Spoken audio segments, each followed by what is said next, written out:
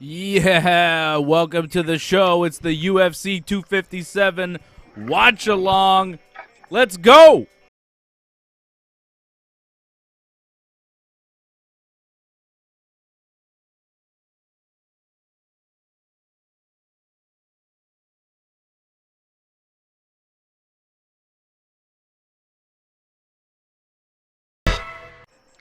Yeah, welcome to the show. Where are my buddies?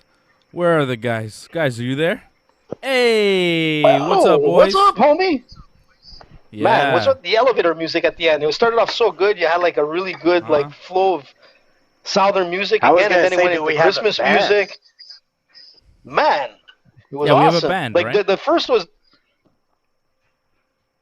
what, the Dave band? What? The Dave Simon band? AJ. What's up, Fred? How you doing, man? I'm great, man. I'm having some maple syrup pie. Oh, it's very good. Ooh. Maple syrup very pie. Quebec. La-di-da. Delicious. Very Quebecois, man. Shout out to everybody watching us right now. I'm seeing Habs fan for life. He was on the chat before the show started. Jordan Pico, he was on the chat during the prelims. He said, nice call on Pena, Dave. And you're already winning money with us. You're winning money with our friends over at Bet99. Go to bet99.com for all your UFC action. If you use the promo code Ringside, you get a sign-up bonus where they equal your money up to $600. A $600, you know? So if you put in $600, they will give you another $600. You put in $300, they'll give you another $300. Up to $600, they're going to equal your money over at Bet99 when you use that promo code Ringside. And I hope somebody put some money down on Juliana Pena tonight. I told you all she was going to win. I told you she shouldn't have been an underdog. And AJ didn't believe me. AJ's never believed in me. No. But we talked about it on the show. Did AJ? We all had. I said Ribas. Did we? Oh, yeah, okay. Man. Yeah. Well, yeah, we said, listen, it was because all three of us were on the. You see, you're hogging the glory right now, Dave. That's not cool. Dave, just like Conor. I want it all for me, okay? Well, it's okay, bud. You can have it. Anthony Plesia on Twitter, I think, maybe confused me, I guess, because he said the Pena bet was a solid call. Now I need Hooker by KO, TKO, or submission, and a McGregor win to win my ticket. Let's go, boys. Thank God I didn't listen to AJ, LOL. What? It wasn't me. I was talking about Ribas. Well, he's it's okay, got Hooker. Anthony, you got the same name as me. He's going with Hooker, and I know you were going with Chandler tonight, right? And Freddie and I both going with Dan Hooker, who is coming in as the favorite. We'll get our picks here in a minute. I know AJ went through the trouble of making a nice graphic, so I'll get the graphic up here. AJ's always like, Dave, put the graphic up. How come the graphic's not up? I'll get the graphic up, all right? Get the graphic, man. What a day, man. I went for a walk. Like, this freaking pandemic curfew thing is, like, it's stressing me out more than anything. You can't do anything, bud. It's a good thing there's UFC, man. If there wasn't UFC... We're a curfew it doesn't make society, sense. Right? We're not allowed to be outside after 8 p.m. from 8 to 5 8 p.m. to 5 a.m. Excuse me. We're not allowed to be outside. So stay inside and watch the fights here with us. Why not, right? Look at that. That's the way you do it, man. There's our picks. But you see, wow. Dana usually says, Dana's always saying, like, oh, guys get together and they split the bill on this pay-per-view, man. Dana, we can't split the bill this time, so, you know, we got to do what we got to do. Yeah, we got to figure it out. So there's our picks for the main card here. Our picks for the main card. I've got Marina Rodriguez coming up. Freddie and AJ have Amanda Ribas. I like how I'm going through it, and AJ interrupts me to say, go through it, Dave, go through it. Like, are you cheering me on? Are you my hype man? What's going on here, AJ? So I know you're going to, like, click it off. So I've got Marina Rodriguez, the underdog. Freddie and AJ going with the big favorite, Amanda Ribas. We're all going with Mahmoud over Andrew Sanchez. Freddie and I going with Jessica I to upset Joanne Calderwood. AJ going with the favorite Calderwood. AJ going with Michael Chandler, slight underdog. Freddie and I going with the favorite Dan Hooker. and we are all going with Mystic Mac, Conor McGregor, in the main event here tonight. I'm surprised AJ's not represent. How come you don't have no Ireland gear going on, AJ? I do. I got it right here, man. I got my Conor. Let me pull out Conor here. I got my Conor. There you go. Oh, you're right, Freddie. I forgot I brought out this one today. I brought out my disco cup. You see with the lights there, Dave? Take a look at that, man. Of course you're drinking out of a cup like that. Of course you are. Why not, man? It's a party. Of course you are. That makes sense to me. I'm wearing my Conor it's a McGregor T-shirt, guys. Funeral march. All right, a little Conor McGregor action. I'm ready. I'm ready for the fights. Yeah, how come you didn't get us one of those? I got a long time ago. Why'd you get us one of those for Christmas? It's old. It looks great. Thank you, AJ. No, you know what, Freddie? It's because I'm not sitting in my usual spot, like where I do the show from. It's like I'm in the living room. It's like not the same. I don't have everything in place. My cup, but at least I got this one, man. This is cool. I love it. I can't believe Dave doesn't like it. Look at that. You know how many parties in Cuba I did with this? So I'm seeing Jordan Pico on the chat, Habs fan for life. I'm seeing Lauren Cronish. I'm seeing Patrick C. Hamilton. Patrick, of course, a member. Good evening, Patrick. He is a member of the team. Don't forget to join the YouTube channel, become a member, support the Ringside Report Network. We appreciate you. Like Freddie said, you can't split the bill here on these pay-per-views, and Dana White's cracking down on all the streamers, so we got to pay for these things. Somebody's got to pay for these things. We're watching this. Some of you I know out there aren't watching the pay-per-view. You're relying on us. Some of you are watching the pay-per-view and relying on us to make it better. So we appreciate your support. You can also support at merch.ringsidereport.net and Super Chat as well. You could Super Chat anytime during the show. We'll read whatever comment you have on the show. And if you have a question, you want us to talk about something, go ahead. Hit us up on that Super Chat. I missed that Super Chat. That when it used to come out and it used to be like Super Chat, Super Chat. Does it still do it? Yeah. Because I haven't heard Super Chat in a while. Oh, you hear that? People haven't heard. AJ hasn't heard Super Chat in a while. You know what to do, right? You know what to do. So, man, Chandler's so much smaller than Hooker. Is he? But I'm telling you, Dave, he's a lot shorter.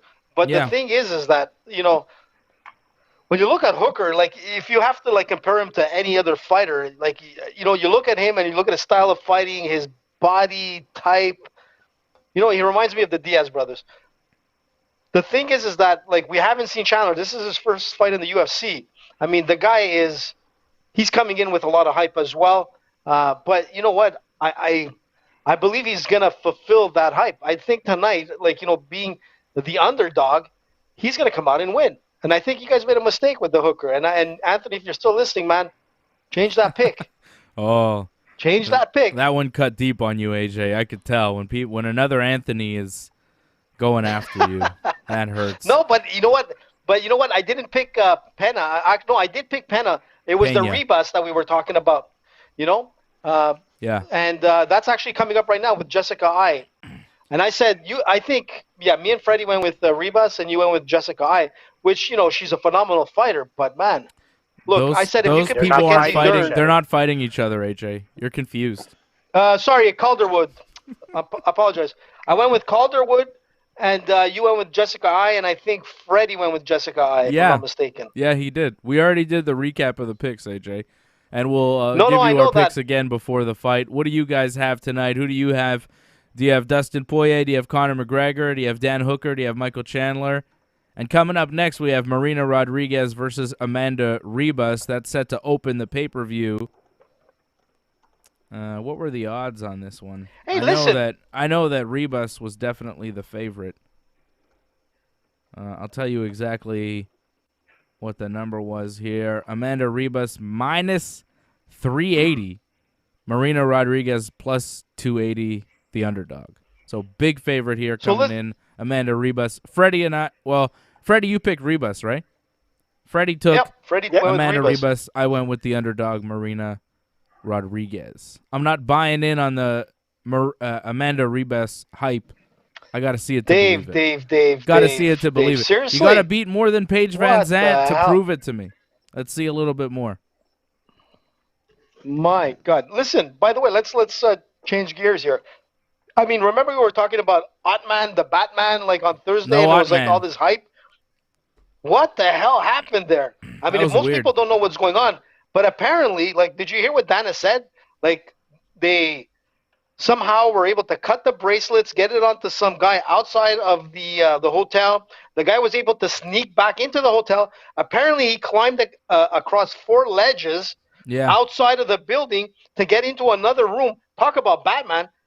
To bring a bag to Otman. What the fuck was that all about? What was in the bag?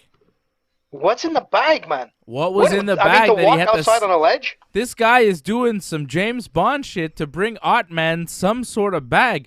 What's in the bag? Is it weed? Dude, I mean, like, to me, Fred, like, if you're in Abu Dhabi, right? It's not easy to get weed in Abu Dhabi. If you're like scaling, no, I wouldn't try it either. If you're scaling, balconies and shit, I'd be like, he's probably got a couple ounces in there. That's what I would assume. He's got some weed. Otman wants some weed. What else is in the bag other than maybe steroids of some sort? Like, but what steroids are you taking 2 days before your fight? It doesn't make sense. A diuretic to cut weight. I don't understand what it could have been. I'm gonna tell you what I think it is. This is what I believe, because if you want to bring in weed, why would you go outside of a building and hang like freaking Spider-Man? The only reason you would do that is one thing alone, is to change the pee content.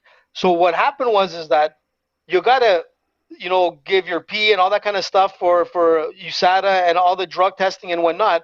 I wouldn't be surprised if that's what it was about. Somebody was bringing in like clean pee, to give in. I'm telling you, man, because for weed, it just doesn't make sense. I don't know. It just doesn't make sense. I don't know what it was, but it's super weird. I just want to know what's in the bag. But Dana was pissed. I mean, right now, Otman got kicked out of the UFC. So this guy came in. He was like a fighter from Morocco. Like, he had a lot. Listen, this guy had a lot going behind him. He had a pretty good record. Had a cool name. He had everything. The question is now, is he really, like, is it his fault? Is he part of it? Is he guilty? We don't know about that. Of course he's part of it. You think a man... So a man is like scaling balconies, knocks on your room door. You're going to let him in if you don't know who he is? Like, come on, man. Of course he's in on it. Look, dude, whatever it is, man, we got to find out what was in the bag, what was the story behind it. And like Fred said, you're in Abu Dhabi, dude. You get caught in those countries, you can lose your head. You can lose your hands. You can lose your life. I mean, this is... And Dana White, man... Listen, no, it's not a joke. You might be right, though. I don't know. Like, listen.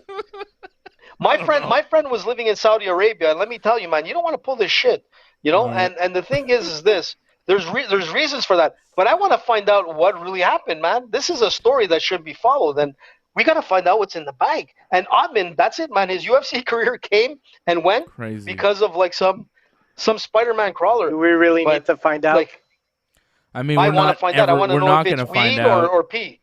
Maybe Otman will speak one day, and we got to find out what's going on with the Otman. But he's done with the UFC. Sucks, he got kicked out because somebody he gave his like safety bracelet, because you have to quarantine in the thing, to people that weren't allowed in the thing and in the hotel, and the guy was like climbing balconies to break in, and he gave him his bracelet, I guess, to escape. I don't know what the hell was going on.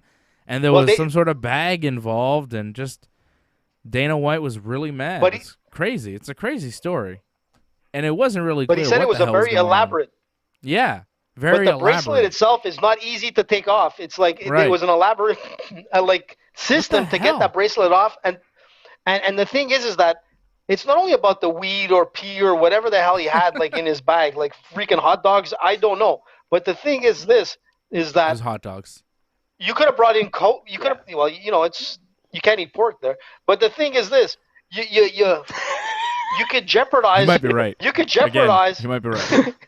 Yeah. You can figure where he's going with it. Listen, nowhere. Really nowhere. We've entered the AJ. AJ. Hey, listen, man, I've got a point. Weed, pee, or hot dogs. But can you hear me? You can't hear me. I can't hear myself right now. But I'm going to tell you something. They could have jeopardized all 257 with somebody walking in who has COVID, and next thing you know, Conor gets it, and Poirier gets it, and Dana White gets it, and then, my friend, this would be a disaster for the UFC with ABC and coming into the new year. It would be a disaster. But I'm telling you, man, I wouldn't want to be the guy who got he caught thinks it in would that be a country. disaster. What the hell are you talking about with the? What are you saying, AJ? I don't hot dogs. I'm saying if this guy had COVID. I'm wondering what type of hotel they're at. Because, I mean, like, seriously, somebody's jumping from balcony to balcony and, like, nobody says nothing, man? Where's security? Well, I mean, they caught them, Well, that's right? another thing. Yeah. They did catch they caught him, Dave, when he was getting into the room. So here we with go. the cameras and whatever. Who is this? But just imagine if you're security. This is Rodriguez coming in? This is Ribas? Yeah. Ribas comes in first? I don't know. I might be late already? a little bit. Yellow top, Ribas. AJ, who are you waving off? Remember, I'm not in studio where I usually am, so I have like... We can all see that. And you're doing it right at the camera, too. You, it's like, who are you waving off? I'm going to tell you something. I can't wait till we're back in studio, man, because this shit... Listen, we haven't been in studio in over a year. Say hi to Noah. And you know what? I'm flipping out. No one's running back and forth. No one wants to see the Canadians, man. You know, but at the same time, like, they're actually doing pretty well. I got to give it to the Habs, man. You know, if you were on Bet99, you could have bet the Canadians to win the Stanley Cup. And I think... So what, Noah wanted to watch hockey and you just cut off his hockey? You took over? Well, dude, listen, man, there's only one lion in this house. Wow. That's it, but that's the way it is. Cool, man. Little kid wants to watch hockey and you just stop him. You're like, no. Listen, AJ's man, here. until Noah trains harder in jiu-jitsu and able to get me in a lock, it's not happening. But the thing is this. All right. Hey, listen. No, I could get you some good trainers and all, man. Yeah. No, we can help AJ's getting older. He ain't getting better. They need to be really good. That's right. What are you talking about? You're on the up. Look at my AJ's Jesus on juice the that I down. have. AJ, in 10 years, Noah will be 20 and you'll be like 60. So, I mean, come on, man. Let's be real. In 10 years, you're in trouble. If Noah trains for the next 10 years, you're fucked, bro. Let's be real. Well, think about it. Listen, and it's not a joke. Like, people are like, oh, yeah, whatever. Be nice to little 10-year-olds, all right? Because in 10 years, those little 10-year-olds could kick your ass. All right? Be nice to those man, they kids. can have like 6-7 years of jiu-jitsu like behind them, you know? That's right. But I'm actually doing more boxing with Noah than jiu-jitsu. I haven't started him on the jiu-jitsu thing yet. A little bit I did. But I'm trying to get him to get better at stand-up, which he's really good, you know? Because he does have some, like, he has some Filipino blood in him. So I always call him like little Pacquiao. And he's good, man. So Ribas is in the cage, and I'm seeing Marina Rodriguez right now get Vaseline put on her face. Are we at the same spot here, AJ? Where are you at? Yeah. Freddie, listen, man, I'm like, the same spot in this? That's good. Dana White scared me, man. I bought giving her hug. $64 Vaseline. Yeah. I'm a little behind. You like that Vaseline stuff, hey, Dave? It's okay, bud. What do you mean? I mean, you got to put Vaseline on the face. That's part of the sport. That's what they do, isn't it? What are you talking about? Do I like the Vaseline stuff? AJ. You like it like Ice Cube, right? No Vaseline. AJ doesn't get that reference. Ooh. No, I'm like... Good song. Oh, by the way, I wanted to by say some good news. Classic diss track. I got some No good Vaseline. news. Is that an actual song? Yeah, man. No Vaseline by Ice Cube. It is a badass diss track. I think he was dissing NWA because he left NWA and then he was like, fuck NWA. I think, yeah. Yeah, he was dissing NWA, right? No Vaseline? I wish I could play the song, but it would get this show kicked off YouTube. Sounds a little like hard and rough there, Dave. Hey, wait, I got some good news, guys. I got some really good news. Yeah. So, listen to this. Yeah, NWA. On Thursday's show, we were talking about... It was a diss to NWA because Ice Cube was in NWA, and then he left, and he dissed him with No Vaseline, and it's a kick-ass fucking song. Go back and listen to that shit, AJ. Hip-hop lessons. Hip-hop lessons for you. I am, like...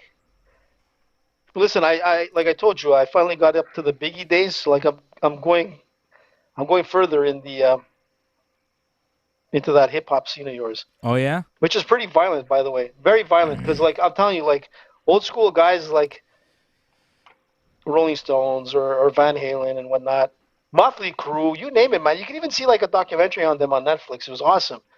These guys were nuts, but they didn't kill people. They didn't throw people out of their cars, out of the windows. Yeah, they're pussies. Fuck those guys. What? What? You're talking Motley Crue pussy? Are you joking? That's right. What's up? What are they gonna do? Dave. What are they gonna do about it? Dave. Fucking Motley Crue. Step to me, Motley Crue. Listen. What's up? What?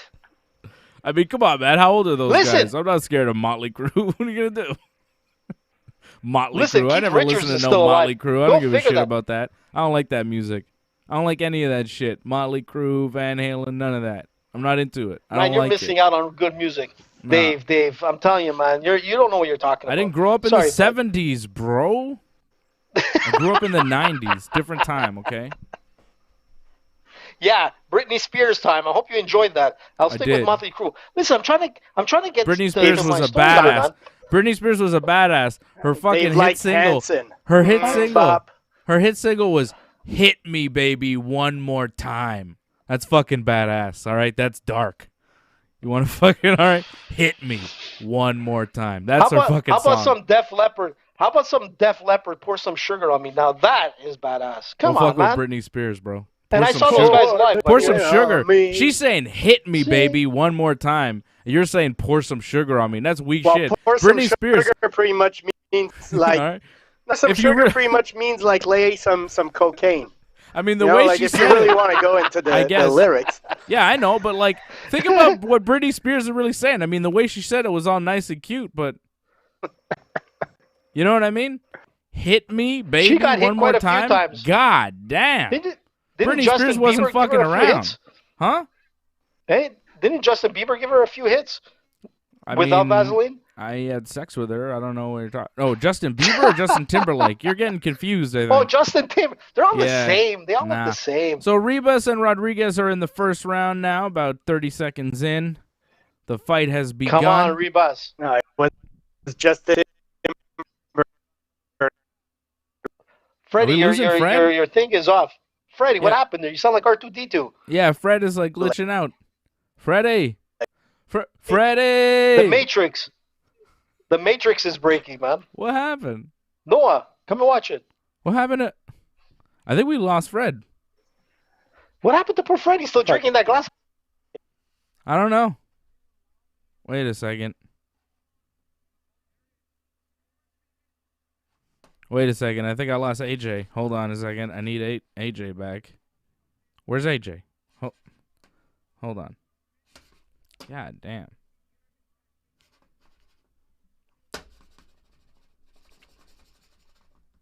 About Britney Spears? Hold on, there you go. Now AJ's back. Had to get the production working. I was there the whole time. Fred disappeared. We'll get Freddie back. Can you hear me, Dave? Yeah, I can hear you. I saw you there, but I just couldn't hear you. Your volume was off. I could hear myself. I don't know if anybody else heard us. We'll get Freddie back. Johnny North says no audio. Panama over Spears. See, Johnny there likes was Panama. No audio for you. Panama. Yeah. He likes that. Panama. So Ribas got a takedown. She's on top now, in the guard of Marina Rodriguez. Dave. They're very similar body types. These two. What weight class is this? U.S. Army, man. 115. Straw weights. There's no proper 12 there, I see. Oh, Proper 12 is a sponsor of this thing. We'll get Freddie back. Where's Freddie? Did Freddie? Poor Freddie, man. He went down. Did Freddie's internet go down, or? Oh, you know what? Dana White did mention a few things lately. Maybe there he is, Freddie. I thought Dana White got you. Fred, you okay? Yeah, I'm not sure. Everything started freezing. Oh, okay. Things happen. Oh, I wonder what Dana White is up to, Freddie. It's only like 10 years. He's got better things to do, man. Britney Spears shut us down. She didn't want us talking about her. That's what happened. No, maybe she got upset because I said Justin Bieber. Yeah, that's right. The Bieber fans. That's shut Noah's you down, generation, AJ. Justin Bieber. No, you don't hate Justin Bieber. You love Justin Bieber. He sucks. You love Justin Bieber. I know that. I'm going to get you a poster for Christmas next year, just a big one. Justin Bieber tried to play for the Canadians. Now he wants to do some boxing. Canadians, not Justin Bieber? You want? No. But you know what? Justin Bieber is like getting all hyped up now. He wants to fight again Tom Cruise. I don't know if you heard about this. Fight. He's getting ready. Oh, AJ, you hear the news? Your boy Jake Paul. Or was it Jake Paul and Floyd Mayweather? Logan, the fight got delayed? Yeah. Logan Paul? Yeah, got delayed. Yeah, what happened? That's not happening, Did he get hurt? I'm saying it's not happening. COVID? Yeah. No, that's not COVID. What are you talking about? They just got delayed, and they haven't announced Everything's COVID, AJ? Everything's COVID nowadays, man. When you start coughing right away, man, people start looking at you. It's like, this guy's got COVID. He's fucked. But you know what? I'm going to tell you something with Logan. I sent you a video last week with Logan, like, harassing Conor again. He actually had a plane fly out on the beach with this huge banner that basically said, like, you know, Conor, where you at, you pussy? So, I mean, like, you know, I was in a chat with some MMA guys and we were talking and whatnot. Oh, boy. And I said simply, and I simply said this. I said, you know, you could joke around and you can play the game. And you know what? You could be really good as an amateur fighter in boxing or wrestling or jiu-jitsu. But, man, when you're going to go up against, like, a highly trained MMA specialist, you know, you're putting yourself into a position where it's no more a joke. I mean, the guy's going to hurt you, and he's going to hurt you really bad. You know? It's like, I don't know how to compare it. Like playing hockey and you think you're so good, but you go up against, like, Sidney Crosby or Ovechkin or something like that. I mean, you could be good, but these guys are at a different league and a different level, man. You know? So, look, the guy has a lot of money, the Paul brothers. And I think it's cool that they're out and they're playing the shtick, but don't push it any further than maybe trying to get like a Mayweather charity fight, you know, where Mayweather is just going to toy with you a little bit, you know. That's just as dangerous, man. Yeah, that's pushing it pretty far. It makes no sense either way, man. No, AJ, it doesn't make sense, It doesn't make man. any sense. It doesn't make sense, but for some reason they signed it. It was supposed to go down next month. But I'll tell you what. It's being rescheduled. It's not going to happen next month, and it might never happen because it was a ridiculous idea to begin with. Even the guy's own brother, right? Logan Paul was the guy who was supposed to do it, and Jake Paul was like, oh, he's going to get killed. Go ahead, if it wasn't for AJ, would we talk about these two guys? So you see, it's not. Because of people like you, AJ, man. People like you that buy the hype. But then you realize it's stupid, man. It's stupid, man. Listen, it's not only buying the hype. Listen. When I brought it up, you got to look at the guys that started getting into it. You got guys like Harry Lawani. You got Daniel Cormier talking about like the skills of boxing of Logan Paul. But the thing is that you got to talk about it because the bottom line is that it's something that comes into sports that hasn't been seen before. You don't see this in any other sport, but you'll see it in like boxing and you'll see it in MMA. And you know what? It's worse than James Toney coming to MMA. And that was let's go, baby. Over. What the hell? You didn't stop the fight? This girl's dead. Yo, Rodriguez had Ribas down, beat, just done. Wow. And for some reason, Herb Dean didn't stop the fight, but Ribas is done. Oh, let's go, Rodriguez. Boom. No, another come on, one. Herb Dean. You're such another a bonehead. Like DJ Khaled in this bitch. Another one. No, What's man. up? You know what? Herb Dean is like Marina on crack. There's no Rodriguez. reason to stop it now. Knockout victory over Herb Amanda Dean. Ribas. Another one. You know what kills me, man, is this Herb Dean. Like, it doesn't make sense why he stopped it there. So she got a right hook. Who cares? She was still okay, man. Stop, man.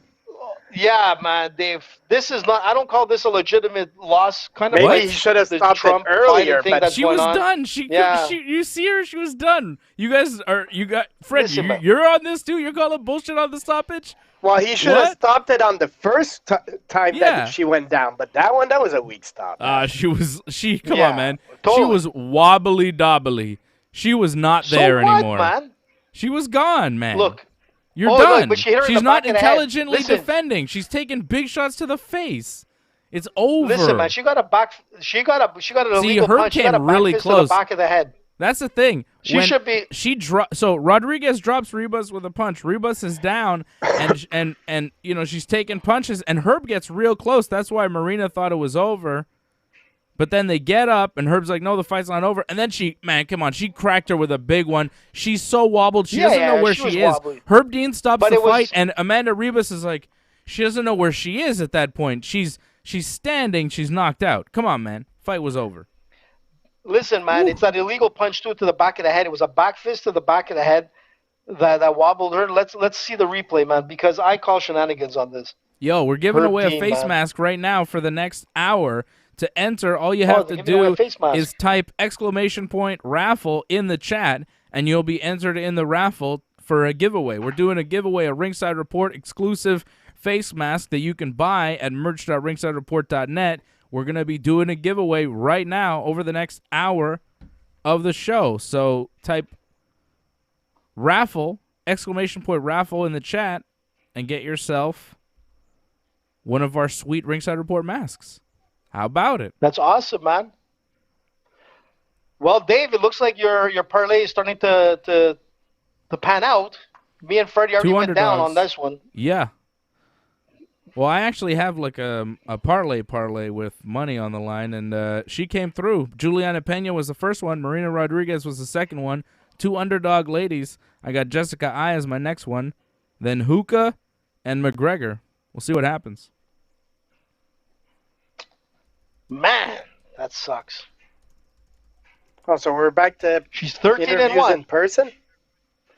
Yeah, everybody's been tested for COVID. Listen, they've been doing that for a little while. They have a crowd in there, Freddie. Fred, you haven't been watching the UFC over the past couple of weeks. You haven't noticed. No, I missed the last 2 shows. They've got fans in the audience too, Fred. They used to have the studio. Yeah, but they had. Yeah, okay. The last 2 shows I didn't see, man. Yeah, so they had fans on the last week, and this is the second one with fans in the stands. I don't know how many fans, but I did see like an aerial picture, and it looked like there was quite a bit of people in there. But it's awesome, man, because you can hear like the whopper screams and all that kind of stuff, which is cool to hear again, man. I'm happy to see this happening again. Whew, that was a big win for Marina Rodriguez. I told you, AJ. You were all into the Amanda Ribas hype train, and I was like, slow your roll. She hasn't done enough. What? He's just not even listening to me That's ridiculous. No, Fred, how you like that? Was trying to tell me that on Safari. You took her, right? On Safari, they're saying. Yeah, that was a bad. That was a nice win for her, man. Props to for Rodriguez. I mean, Ribas had a good first round, I feel. That stoppage, but she probably would have won anyways, but. Shitty stoppage. It was a little fast. Yeah, it was no reason for that. But also the back fist to the back of the head. That, I mean, no one's talking about. Even that first time she gets knocked down, Herb D maybe did the right thing to not stop the fight, because right away she's going for that leg. She's still defending herself. So, anyways, she's good taking win punches. For Rodriguez. She's taking punches to the head that are going unanswered, though. It's MMA, man. You take punches to the head. Yeah, but not your Britney Spears Marshmallow generation. At a certain point, usually when you take a bunch of unanswered punches to the head, the referee stops it. Like, you know, I get it. He didn't stop it there, and that's fine. But I mean, Ribas was definitely done because she got cracked again. She was done. She was done when she got dropped with that big punch. The first big punch dropped her. And she was pretty much knocked out. Like, Ribas didn't question the stoppage. You guys are questioning the stoppage. Ribas was good with it. She's like, yeah, I'm done. Damn. Look at the crowd, man. Awesome. So what I was trying to say is Noah came flying to me, and he was like, on Safari, they have like this disclaimer that says the UFC 257 canceled. So, I mean, somebody is... What? I don't know what that means. On Safari? I don't know. So on Safari, they had like UFC 257 What do you mean Safari? canceled. Safari is a browser. Do you understand what Safari is? Yeah, it's a browser. Yes, the browser on Apple. And he went on it, and they're like, there's something that comes up that says UFC 257 canceled. I don't think you understand how the internet works. Again, old man, what the hell are you talking about? Hey, bud, that's what you came to tell me, man. Okay, what are you going to say? Do you know what a web browser is? Do I look like Bill Gates to you? What's a web browser? Yeah. Name me. It's a web name and it's a browser. 3 web browsers. What is this? Like, is this like No, this is a legit question. Yeah, no, this isn't Jeopardy because Jeopardy has harder questions. This is an easy question. Fred can answer this. I can answer this easily. AJ, I would like you to name 3 web browsers. Don't look it up. Don't look it up. Look, Turkey. Look, I'm going to show you. This is what the kid is trying to show me. Don't break the kid's heart. Are you one of those guys, Dave? Look what it says. Look, can you see what it says there? It says no. UFC 257. Can you see? Let me get it closer. Canceled. I see that. Yeah, but I don't know what that is. Is that on Google or something? What the hell, man? No, it's what is this shit, Noah? It's Safari. Safari. It's Google UFC 257. Why are you putting that? That is true. If you Google, and it doesn't have to be on Safari, AJ, you really still don't know what a web browser is, and I think that's amazing. That's the best discovery of the show. Oh, Patrick C. Hamilton dropping a super chat. Thank you, Patrick. He says, looking forward to the mug I won yesterday. It has AJ what written on it. That's right. We use your catchphrase. We put it on a mug. We did a giveaway yesterday during Wrestling Uncensored. Johnny and I did a show, of course, every Friday night. Right after SmackDown, we talk pro wrestling. We did a giveaway for the AJ what mug. And thanks, Patrick. Patrick if won. You want, so every morning, glad you got it, Patrick. Listen, if you want, part of the prize is this. I can call you at like 8 in the morning, 7:30, 6 in the morning, and wake you up for work and by screaming like, Patrick, what? What's that website where people pay for stars, to do a birthday wish or something? Cameo? Yeah, exactly. Yeah, we gotta get AJ on that. AJ on Cameo. So if you Google UFC 257, for some reason, it does say canceled. Look, he's showing it. It's showing. You see? True. So you have to apologize to poor Noah. You broke the kid's heart. He's only 10 years old.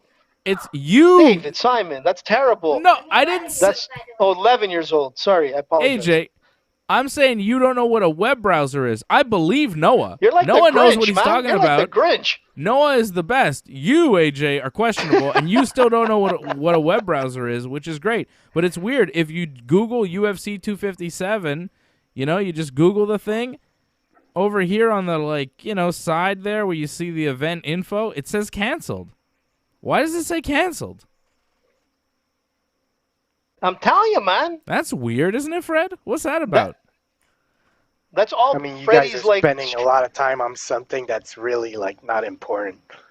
There's a conspiracy going. No, that's important. It's a conspiracy, man. Freddie, think about the event's going on right now, so it's obviously not canceled. No. It's like when you go on the Wikipedia page and then you see something stupid like, lost to a towel or whatever. Come on, man. Okay, don't give it too much talk. How about this? AJ doesn't know what a web browser is. Am I giving that too much thought? Because I think that's fantastic. Explorer, Safari, Chrome, Mozilla. There you go. AJ. There you go. Thank you, Freddie. AJ, there you go, Fred. But AJ, you don't know what those things are. Repeat what I just said.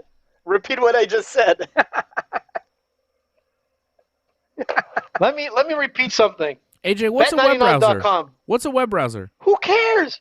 What do you mean what's a web browser? Do I have to actually go through this? What do you think I am, that old? I don't think you know. Because I asked you to name one, and you said on Safari, Safari I'm the one was who told Google. You to go on Safari. What you understand? Exactly. He was on Safari, the kid. No, he was on Google. Called Safari. Yes, but...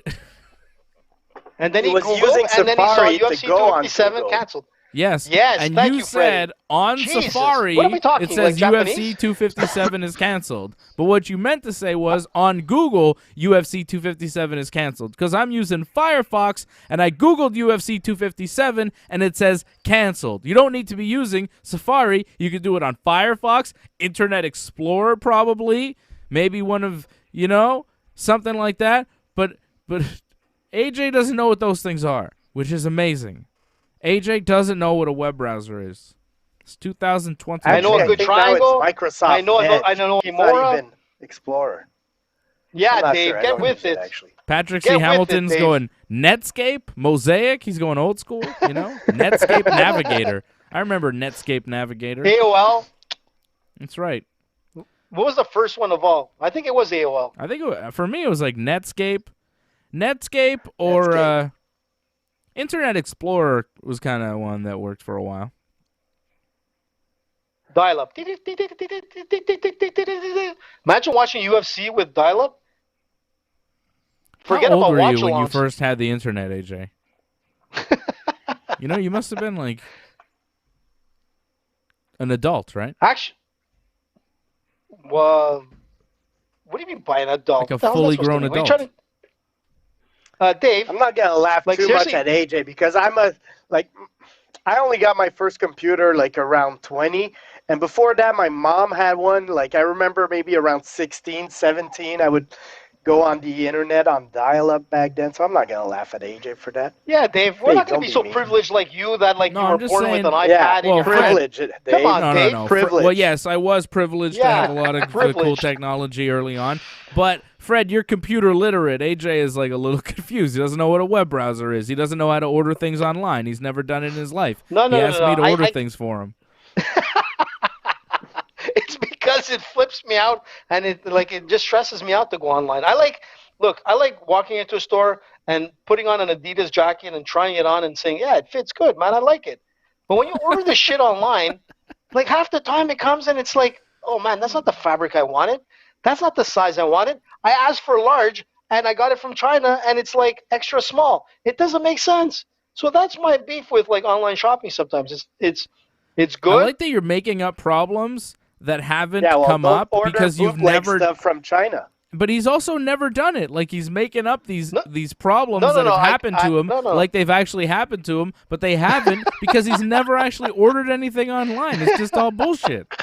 It's all like make-believe things that he imagines. These are the problems he imagines in his head that prevent him from ordering online, which is fucking ludicrous. What about credit card fraud and all this, Dave? Come on, man.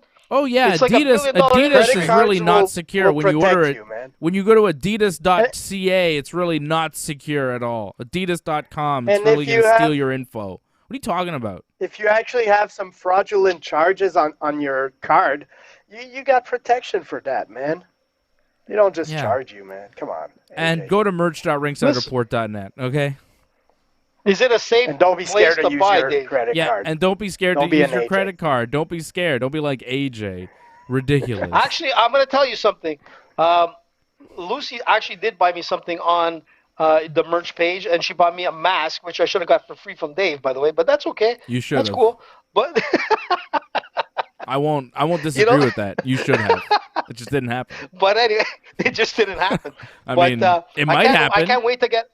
Well, forget about it. Don't give it to me now. Because as soon as they became available, she bought them, and I was like, "Oh, okay, yeah." It caught me off guard. I was gonna get some for you guys, but then she bought some. I was like, "Oh, okay, I guess. All right, cool." Thanks for give me a hoodie, man, so I could wear it, man. All right, give me a hoodie, I'll wear it. Dave, give me a medium hoodie. I'll get you all merch. Like North American size medium. AJ, you were medium pre-pandemic. Let's be real. Yeah, I'm a large now.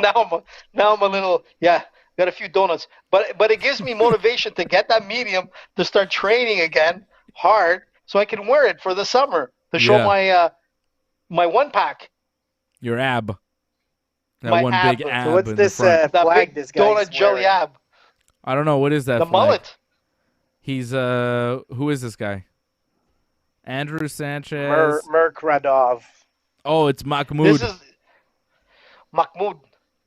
I don't know. Where's this guy from? Mahmoud Muradov. I'm gonna guess Russia, but he's got like 2 flags. Wait, I get Noah here. Soviet Socialist Republic. It's He looks in good shape. This guy. Also commonly known as Soviet Tajikistan. What's that flag? Tajikistan. Uzbekistan, Noah says. Noah's he knows all his flags of the world. Is that an Uzbek flag? This it is your fault, man. You got to get the answer right. Yo, he's right. He's right. He's right. Noah's right. Man. See, Noah knows them. He's only 11 years old. Shout out to Noah. And you know why he knows this? You know why? Noah's it's because getting a hoodie. These kids are Noah, you're getting a hoodie from Dave. Make sure it's set on air What's the timestamp on this? So we have to make sure you get. So I don't know if we make kids hoodies. I don't think we make kids hoodies. Come on, Dave. Don't be like those. Oh, man. Those are like all these disclaimers. Would he fit in a small, you think? Noah? Of course. Yeah, he would fit adult in a small, yeah. And if not, get it an adult medium so I can wear it. I'll get Noah a hoodie. Noah's getting a hoodie from me. And here we are, the United States of America. El Dirty Sanchez. Look at the mullet on this kid. No, wait, that's what you need. You need a nice mullet. I miss the mullet days. What is a Dirty Sanchez? Maybe you shouldn't say. It's something, isn't it? A mullet. I know it's something disgusting, but like what? Yeah, it's temporary. It's like a little. So gross. Why would anybody do? Why is that a thing that's commonly said? A poop mustache? That's disgusting. Why is that a thing? Man. Why? Why is that like people have heard of Dirty Sanchez? It's like a thing that people say when you see the thing or name Sanchez. I was not clear on exactly what it meant, and now I just Googled it, and apparently it's like a poop mustache. If you smear poop on your face like a mustache, why would you ever do that? Why would you ever do that? And why is there a term for that? Why is there a term for that? Jeez. Andrew Sanchez is called the Dirty Sanchez, man. That's his nickname? No. Yeah. No, check it his can't nickname, be. man.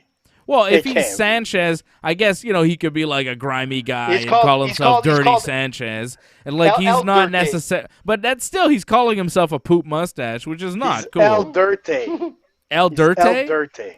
El Dirte. Andrew Sanchez?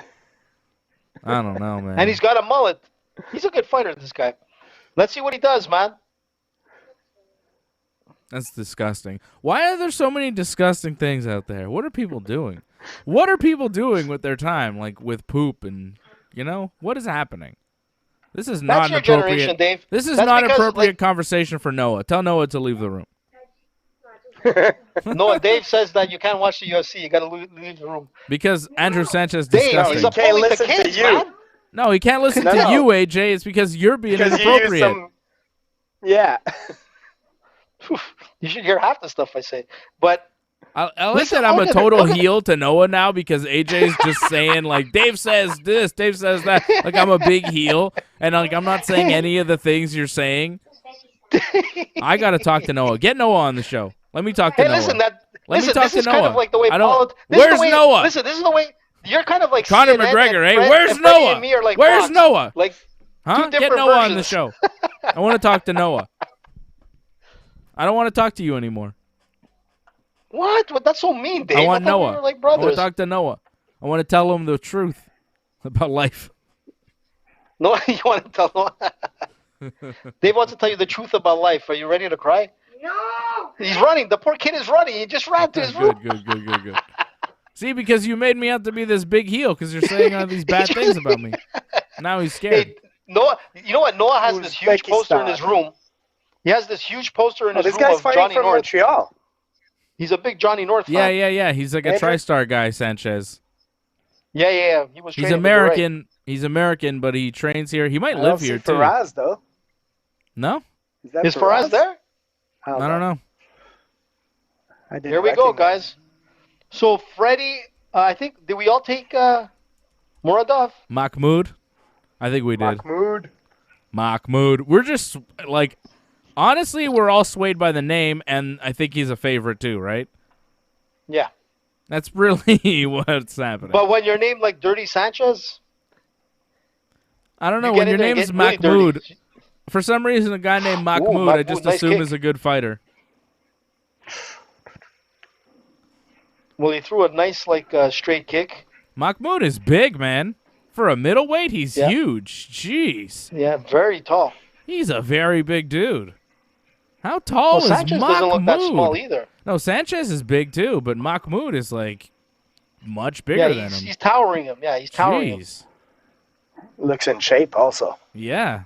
He's moving really well too. He's got great footwork. Look at him cutting the angles. If he can maintain this kind of pace. Sanchez shot in. Sanchez tried to go for that. Yep. Didn't work. No. Shot for a takedown. And that's not a good stuffed. sign. Listen, if you shoot like in the first round and it doesn't work for you, it's that was dangerous there. Mahmoud threw a leg kick and he left his chin open and he got hit, but he didn't pay for it too bad. But he came back. Yeah, but it was a little dangerous. Came back with a nice he right. ate one. Both these guys have some power. This could be quick. These guys are throwing bombs too. Like they're not. Oh yeah. They're not messing around. We're like 90 seconds in, and these guys are throwing. Mahmoud's throwing kicks and punches. Just threw a head kick that missed. Mahmoud Muradov. What the hell is this guy?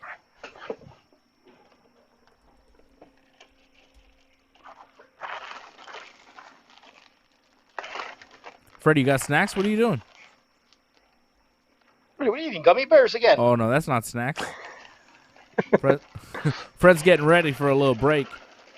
Freddie, you taking a smoke break? I'm just preparing slowly, man. Yeah. Whoa, man. Like, Mahmoud, you got to enjoy the whole process. I feel you. Mahmoud is putting on the pressure, eh? Mahmoud's won a bunch of fights in a row, man. He hasn't lost a fight since 2016. He's 23-6. He's won 12 in a row. This is his third fight in the UFC. Oh, he beat Alessio Di Chirico. Di Chirico, who knocked out your boy Buckley last weekend, right? Yeah, Mr. Highlight became the highlight. Yeah. Di Chirico's good. Mahmoud beat Di Chirico in his UFC debut, so Mahmoud is no joke.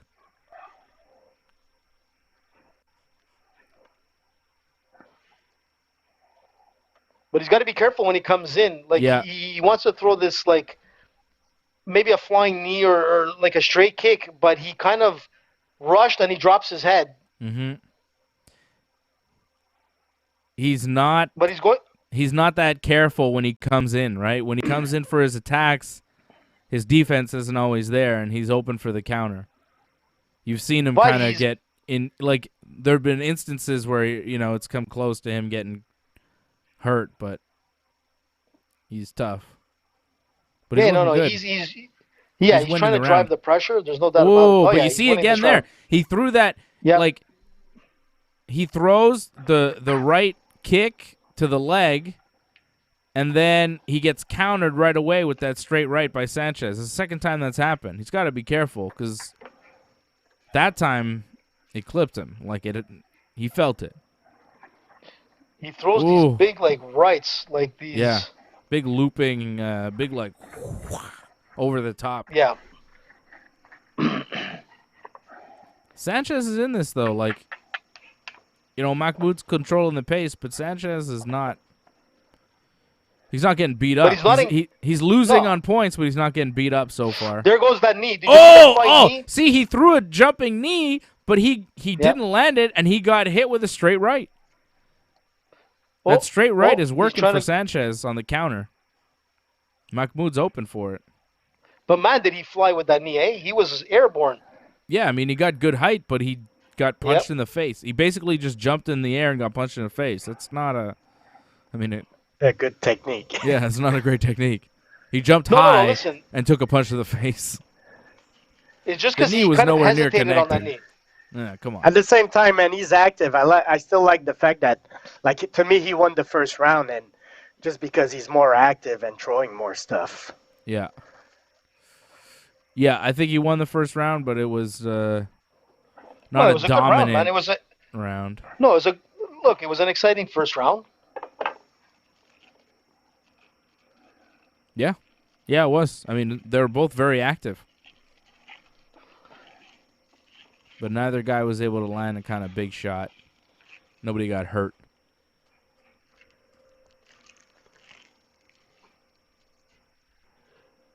Both of these guys are not sitting down, man. Usually they're sitting down. They're both standing up, ready to go. Will the Royal Rumble have fans? Ooh. Apparently, there's a big problem with the pay-per-view. Like ESPN Plus is down. Not good. Oh shit! Apparently, Dana, did you shut down the legal stream? Yeah, Dana shut down the legal stream. Half the UFC's own roster can't get the ESPN Plus app working to watch. That is ridiculous. Because you have to have the ESPN Plus app in the States to order the pay-per-view. Like, you have to buy the app and also, like, be a subscriber and buy the pay-per-view, and apparently it's not working. But you can't get that pay-per-view through ABC with the new network? No. Oh, my God, AJ, you don't understand. He really doesn't understand. I don't understand. I only know, like, the Canadian stuff, man. Like, that's what I'm trying to figure out, like, what's happening. ABC and ESPN are the same company, basically, okay? And the pay-per-view's through ESPN Plus. It has nothing to do with the ABC. ABC's another channel. Wow. There's all sorts of errors happening for people watching ESPN Plus. That is crazy. That is crazy. If it wasn't for Noah to come and tell us, we wouldn't have known, man. Yo, what happened? Did Mahmoud get kicked in the balls? Yeah, he got kicked in like the manscaped nuts. Oh. Yeah, I'm seeing. Which is a good time. It's a good time for the commercial. Bunch of people. Yeah, people are freaking out. Because people paid for this pay-per-view and they're not getting it. This is bad. Good thing we don't have to do that in Canada. They should have almost put that pay-per-view on pause. Yeah, well, look, not for me because, look, we're paying for it here in Canada too, and we're just paying for it straight pay-per-view, no ESPN Plus, straight from the cable distributor like old school pay-per-view. It's working good for me, man. Yeah, working good for us here in Canada. Man. Sucks for our American friends, though. God damn. Working great for me. Sorry, guys. Freddie, that's good. Man, these two guys are in the clinch here. Dana was going to go after the illegal streamers, and his legal stream went down. How crazy is that? Like, the internet is undefeated. You cannot fuck with the internet. Dana tried to say, oh, I'm going to beat you, internet. I'm going to take down all the illegal streams. And the internet said, oh, yeah? ESPN Plus. It's like internet karma. It's crazy. That's nuts, man. Oof. It's actually kind of scary, man. It makes you wonder, like. I don't think it's hackers, but who knows, man? And things. Elections. Well, that's what I'm trying to say. Talking about elections? Like, all this, like, conspiracy stuff and whatnot. Yeah, you got a lot of conspiracies. It's starting to make sense. It's starting to make sense. Boom. Nice right by Muradov. They're both engaging in the second round, man. Yeah. A little bit of a slower pace for Mahmoud. Even Ollie is complaining. He paid for it and he can't watch it. Oh, yeah? Wally, did you say? Ollie, Olivier Aubin Mercier. Oh, our buddy Ollie's not. Well. Yeah, I saw he's training in, like, Puerto Rico. Eh? He left the country. For real? Yeah, he's training really? There, yeah. That's why he probably has to get on I mean, ESPN here, Plus. It must be a headache. Like that other guy there, Sanchez, training out of Montreal. That must be a fucking headache, man. Like, yeah, probably not for this. What kind of training can... Yeah. Probably not for this fight because, gyms are closed. Everything's closed. There's a curfew. I mean, it's pretty locked down here. Other places you're able to train. You're able to go to gyms in the States, So a lot of fighters here have just had to leave the country so they can continue their training because you can't really do it here. There's no exceptions for MMA fighters, unfortunately. Really sucks if you're a pro fighter. They tell you can't train. Muradov slowing down a bit, and I think so. Seems like Sanchez. Yeah, and Sanchez, he's a grinder. Like I think he'll be able to keep that pace until the end. But, Muradov has thrown some nice combinations, body punches right now. Like he's getting those strikes, and those are the ones that count. And he's looking for a knockout, man. Every punch he's throwing is like. I feel like he is slowing down, but he won the first round. You find? I don't know if he's slowing down that much. He's not moving as quickly and as loosely as he was in the first round. He's still moving all right. He won the first round. He's won this round as well. About 30 seconds here left in the second. He looks like he's winning. So Sanchez is in it, and he may look a little bit. I mean, I wouldn't even say he looks fresher at this point. Sanchez is still in it, but that's kind of where it's at. Muradov is winning on points. He's won 2 rounds. He doesn't even need to win the next round to win the fight. You know, he just needs to avoid getting knocked out in the third round, and he should win this fight on points. Right? Okay, he got a nice. Well, he's ending another it with good right hand. Oh, okay. He's gonna. Yeah, you know what? These last 10 seconds made him win this round. Yeah, he won Muradov won this round. Yeah, he won it with those last 10 seconds. I wasn't so sure if he was gonna. It was close, man. That was a close second round, in my opinion. But the last 10 seconds with like that kick, the combinations, driving him like backwards into the octagon, I think that stands out for maybe that edge to win the second. Sanchez is he's bleeding from the nose. Mahmoud won the first. Mahmoud won the second. I have him up 2018 after 2. Yeah, me too. Yep. Good fight so far, man.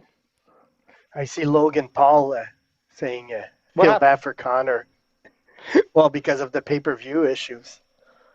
Well, man, yeah. You know what? This is not a joke. I'm sure Dan is flipping out. I mean, if you're not getting the pay-per-view, you're asking for a refund, so that's going to affect the numbers. Like, let's say your pay-per-view doesn't work all night.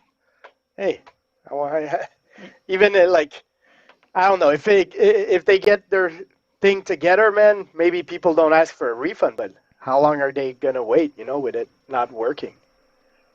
I mean, if they don't get it by the co-main event, they should be... See, now that we're talking about that, I remember a long time ago I bought a pay-per-view from YouTube back in the days. The UFC would sell it on YouTube, and it didn't work, and they ended up paying me back. I didn't miss much of the action, but I got it for free at least. Oh, that's good. Yeah, I mean, they should offer a refund for this. At this point, if you bought the pay-per-view, you've missed 2 fights of a 5-fight card, so... I'd ask for a refund. If it's a full refund, maybe just like a partial discount from that pay-per-view. But then again, Well, I think we solved why on Google it said the UFC 257 was canceled. Well, that makes sense, man. Or maybe something's up. Maybe something is seriously up. Who knows? I mean, they're saying that it's a traffic issue that, like, so many people bought the pay-per-view, and that's why it's shutting down. That's why the app is down. But, like, who knows? Maybe somebody hacked into it. They're like, oh, yeah, Dana, you want to mess with the streamers? Hackers do this. Hackers go on Google and change your event to canceled. Imagine? That'd be nuts, buddy. But that's the kind of thing where, like, even if it was true, even if it was hackers, I don't know if they would ever admit it. I don't know if we'd ever know. Yeah. Maybe, it's not the kind of thing they'd want to admit. Maybe it's Ottoman. Ottoman is pissed that he's not fighting the UFC, man, and he's coming out full force. Yeah, Ottoman is hacking the whole pay-per-view. Yeah. The bag was like a special computer to hack the system. That's right. It was Dana White's, like, codes. Wasn't weed, wasn't piss. It was some hot dogs, very elaborate... Definitely not hot dogs. No hot dogs, It was just elaborate hacking equipment. No. And no booze either. No proper 12 there. Get in the chat. What's happening? What's happening in the chat? You got to do !point raffle in the chat. And we're still doing the raffle for the Ringside Report MMA face mask. So !point raffle in the chat to get a ticket. And but you got to tell the people on the chat because they're putting in raffle, but they're not putting in the. You got to put the exclamation point for it to work. !point raffle. All right, exclamation point raffle in the chat to get a ticket, and about 20 more minutes. 20 more minutes in the raffle for the face mask. !point raffle to get a ticket. And I see Brian Firth is there. He knows the mask. Yeah, Whoa, Sanchez. what a good punch. Oh, Sanchez on wobbly legs. Freddie, you spoke too soon, baby. Yeah. Mahmoud hurt him. Get around also. It's over. Oh, it's over. over. It's over. The fight is over. Sanchez is dirtied by Muradov. Wow. The dirty Sanchez is down. Here comes Dana White. Dana White is there. He's not flipping out about the pay-per-view going down. Wow. Did you see his legs wobble there? That was... Yeah, it was a really heavy right hand there for Muradov that wobbled Sanchez. And, he took a few more punches after that, but he was done. He was out of there. Muradov knew it, pounced on the opportunity. But just before that whole, Yeah, Sanchez landed some good shots before, and then Muradov with that looping right hand, it finally landed. It's such a big shot, and when it lands, it's going to hurt. And it wobbled him. You saw him, his leg buckled. He didn't break his foot. He throws a knee. He throws a couple punches, and he's against the fence, just getting hit, and the referee steps in because he was out on his feet. Man, second fight that ends with a fighter out on their feet. But this one here was this was a good stoppage. 100% sure that you needed to stop. If you want to see what wobbly legs are, this was the perfect example of wobbly legs, man. It was incredible. He was really rocked with that right. But again, he kept throwing it through the first and second round. He didn't stop it because of the wobbly legs. He stopped it because of the amount of shots he was getting after. Yep. So, no, good job from the ref here. And earlier, Herb, man, that wasn't a good job, man. Bah. Yeah, but that's the thing with Herb Dean. Herb Dean, he has... I'll be right back, man. So much experience. He does, some of the big fights. But, sometimes he's hot and cold and, calling those fights or stopping them. That's the thing with Herb Dean. That was a good fight, man. It ended with a little bit of style and action. No, that was a good fight, man. I enjoyed that fight. Yep. Mahmoud is fun to watch. I like him. He's good. And Sanchez as well, man. Sanchez comes out and he tough, really, he lays it out. It was awesome. Yeah. But he got caught. He finally got caught. Like I said, that looping right, he was throwing it through the first and second rounds, and most of the time he missed. He never connected with those ones. And then he did, and look what happened. So he's got a lot of power, this guy, behind that punch. Yeah. He's a big dude, too, for middleweight. He's won 13 fights in a row now. 17 of his 25 wins by knockout now. Very impressive. How old is he, Dave? How old is this guy? He is 30. Just entering his MMA prime. Now 3-0 in the UFC. A big win over a tough guy in Andrew Sanchez. Yep. Mahmoud might be a player here at 185 pounds. We didn't see much of his grappling game. I wonder what that's like. Well, big, look, heavy he striker, went for the but single. Yeah. Look, he defended in the first round the single. Yeah. In the second round, he tried to go for a single himself on Sanchez. It didn't work. So it's hard to say, but look, he defended in the first round when Sanchez was fresh and ready to take him down, and defensively he was able to do it. But other than that, you're right. We have to see his grappling game. But his stand-up looked pretty good. His kicks were good. His Muay Thai knees were his flying knees were something to see, because he really gets height, this guy. So if you're dropping to come down for a single or a double, and he's coming up to throw that high knee, man, it's a Ben Askren moment all over again. Powerful guy. Yeah. The guy's got serious power in his hands and in his feet and in his knees. Powerful guy. I like it. Mahmoud Muradov, and we're now 2-0. Well, I'm 2-0. Did you see? I just saw a comment on our chat, where Freddie's gone, and someone DW Ogilvy says Freddie's going for a relaxing pull. What do you take that as meaning? What do I take that? Old school. Exactly what we're talking about, in lines with the Dirty Sanchez stuff. You think he's going to That's what it means, catch man. a brother, it's old choke school. the chicken. I like that. Choke the chicken, man. I like catch a brother. I think that's a good one. I've never heard that in my life, man. Yeah, I heard choke the chicken. That's a Luke Gallows expression, aka the cock torturer. You know about Luke Gallows, the cock torturer, right? No. Fantastic. Calls it catching a brother. What? I've never heard of that. It's pro wrestling, baby. Stuff? It's pro wrestling. Wow. Get it together. It's good brother shit.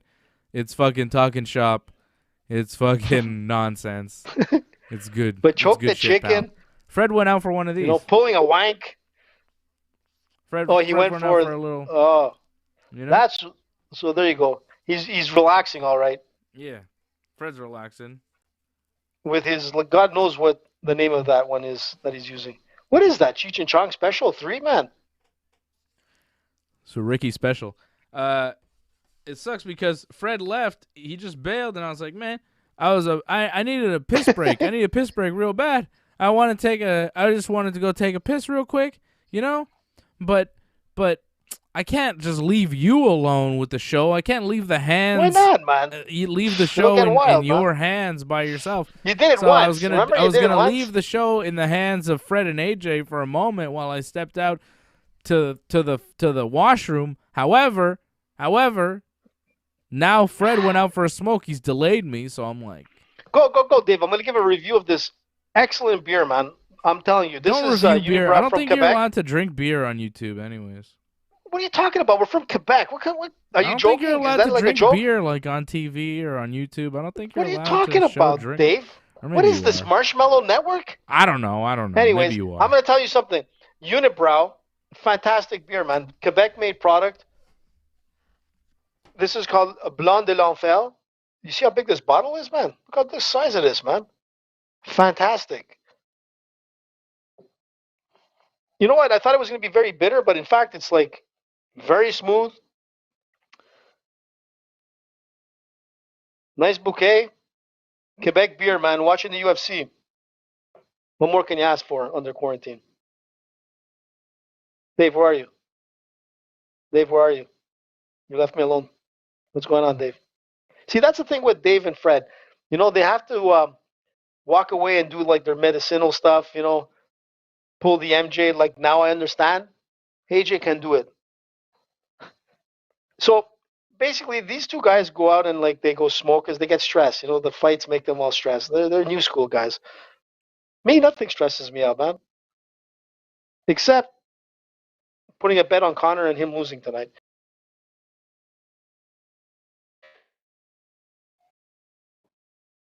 So who you got tonight, Conor or Poirier? And let's not forget, man. Poirier. I love this guy, and Conor has a lot of respect for him. So if you've been watching like the UFC press conference and whatnot, there's so much respect from Conor towards Poirier. It's completely the opposite of like what we usually like see Conor doing, like going crazy. We got all these highlight reels, and Dave was going crazy trying to find a highlight reel. And what I liked about Conor, he got a good quote, but Dave didn't want to play it as usual. Dave doesn't want to play the good stuff of Conor, and Conor says this. There you are, Dave. I can't hear you. J'attends pas. J'attends pas. I don't hear you. So anyways, while Dave is trying to fix that, while he flips out, Conor goes this. He goes, he doesn't care about the money. He's got the money. He doesn't care about the belts because he says money and belts come and go. But what he cares about is highlights. The highlight reels. Highlight reels stay forever. And he was like referring to Muhammad Ali or Mayweather. And he says like, it doesn't matter where, like even Tyson, when you're a great in whatever sport that you do, the highlight reels last forever. And that's his motivation. And that's why I'm like, you know what? Conor's coming into this fight and people are like, he's just coming to fight, but he doesn't have the fought in so long. But let's not forget what he did to Cowboy Cerrone. What he did to Cowboy Cerrone was ridiculous. Under a minute, he got rid of Cowboy Cerrone, who I seen fight live. I saw him fight with, in fact, it was me and Dave. We were out in Ottawa watching the UFC, and it was Pacote versus Cowboy Cerrone. And Pacote, I can tell you, he's like a pretty big dude. But man, you know what? Cowboy Cerrone was bigger than Pat, and I couldn't. It's unbelievable. And seeing this guy fight was unbelievable. I mean, Cowboy Cerrone comes out to fight, and he comes to fight hard. He's fought so many times, like I was saying on Thursday, like in 1 year where most people haven't fought in 5 years. This guy's ready to fight like tomorrow. You call him in, he's ready to fight. And that's the thing with Cowboy Cerrone. If you could knock out a guy like that, like Conor did, uh, the beginning of January of last year, um, it's not a joke. And looking at Cowboy Cerrone knocking out Pat Cote, who was never like KO'd in his life, Cote had like a granite chin. It's impressive. So you know what? And going back to Poirier, I've seen Poirier through his career, man, coming through like his different leagues and whatnot, and rising towards the UFC. And he was like 7-0 before he got to the UFC. Phenomenal like career, and the guy's worked so hard, and his levels of improvement are incredible. I mean, he was a good fighter. He's a great fighter. There's no doubt about it. If there was no Khabib and there was no Conor and whatnot, Poirier would be like the champion again. He'd be like a long-lasting champion. The guy is unbelievable. If you ever want to see Poirier's career, you can look at a movie called Fightville. It was on Netflix. I don't know if it's on Netflix, but it's on somewhere. But you just take a Google search for Fightville, and you'll see Poirier's career and his rise to the UFC. Man, it's amazing. Same thing with Conor, man. Like I was trying to explain to Noah earlier, is that like these guys didn't come for money; they had to earn their way, and like not comparing it to like there you are, Freddie. I was trying to fucking buy some time here, but like what I was trying to say is with hockey, I love hockey. Poirier up. Yeah, I am hyping Poirier would be the greatest ever if McGregor and Khabib weren't there. Khabib were there. Much what I understood. Yeah, because you know what? Because look, he's a great fighter, and if you see the way he's developed, and it's unbelievable. And we were saying on Thursday, is he a better fighter than he was back when Conor met him for the first time? Yes, he is. But so is Conor. Conor is like unbelievable, and Poirier is unbelievable. But does he have the durability to be able to stop Conor? Look, if it doesn't happen in the first 2 rounds or the third round, in the early parts of the third round, it's not going to happen. But if it goes any further, people are like, actually, I think if the fight if it goes deep, I think Poirier maybe is doing okay. I expect Conor to finish it in the first 2 rounds. And if Conor doesn't do that, maybe it means that Poirier is having a better fight than I expected. But you can't take it away from Poirier, man. Like, this is no chump. So no, he's no like jabroni. I mean, this guy is like a highly skilled athlete. But look, there's one thing with Conor. Conor gives this guy a lot of respect, and you can see it through the press conferences. I don't know if you heard that bit, but if you look at Conor talking to Poirier, he knows he's a dangerous animal. But Poirier also recognizes like the hard work that Poirier put through his career to get to where he is. And he's an awesome guy, Poirier. Like, he has like great foundations. He does a lot for the community. And in fact, Conor contributed a lot of money into the foundation for Poirier to help like homeless people and people that like are in like tough times in their community. And I think that's the beautiful thing about like these athletes. Like, they're giving back. And you know what? You don't see that often enough. You'll see it like in other sports, but like, for some reason, man, like, we don't hear enough about it. We don't hear about Conor, like, proper 12 and all that kind of stuff. But you don't get to see how much Conor gives back as well to the communities and to other fighters' programs and whatnot. So, thumbs up to both these guys. A lot of guys give back, man, and props to them for doing so. Yeah, of course, the negative story always takes more spotlight than a positive story, but yeah, that's a good look. Poirier's a good guy, man. Poirier's a good ambassador for MMA. He's been a good role model. I like the guy. Yep. I like his fighting style and all that. I just think that Conor, he disposed of him the first fight, so I'm not sure like why would it be different. So if Poirier is able to go deep in the rounds, I could see him maybe having a little bit more success. But if this fight is like if McGregor is on his game, I expect him to finish it within the first 2 rounds. The only thing that I see, Fred, is that Poirier has been more active in some sense. Fighting not too long ago, like hard fights. It does count, and he fought for the belt, and It didn't end so well for him. But again, he's up there. It's a different fighter, a lot more experience, a lot more like martial art IQ for MMA. You guys say you guys say that Conor is a better fighter today. I'm not convinced of that. I think if anything, Conor having fought only twice in the last 4 years in MMA, I think Conor, when he defeated Jose Aldo and Eddie Alvarez, that's where he was at his top. His last fight, man, he beat Donald Cerrone. I'm sorry, a nice win. He dominated him. I need him to dispose of Poirier to believe he's back. So if anything, I'll say Poirier, I think, is a better fighter than he was the first time they met. But I still feel like McGregor is the better fighter between both of them. So talent counts in the listen, end. you missed my spiel before when I was talking about Cerrone. And one thing with Cerrone is that I seen him fight live. He's such a big dude, man. When he fought Cote, and Cote's a big guy. He was bigger than Cote. And the thing is that you're looking at a guy who comes out and it's a war at every fight with Cowboy Cerrone. And you know what? People could say what they want, but when Conor comes out and he throws those vicious lefts, and he's able to knock out a guy like Cowboy Cerrone in 60 seconds, it means a lot. There was no ring rust. I think the worst thing that ever happened to Conor was to come back right away to fight Khabib, because he did fight well. He did win a round over Khabib that no one's done, but there was ring rust. Coming with Cowboy Cerrone, for some reason, man, it was just a different thing. Is he a better fighter? I think he's a way better fighter. I think he can read the fighting game a lot better, and you know what? It's going to be a good fight, and we'll see how it goes. But just to say, Fred, Jessica Ai and Calderwood just started. They're going at it. I think you took Jessica Ai, if I'm not mistaken. Did you? Yep. Yeah, I took Calderwood on this. I think both girls have a similar style, and it's going to be a good fight. I said Thursday, I could see it going either way. But I've always liked Jessica Ai. I think she's got some skills, and so does Calderwood. So, I wouldn't be surprised if Calderwood wins this. Yeah, she was going in as the favorite on this. Calderwood, she's the favorite? It could be. That's, yeah.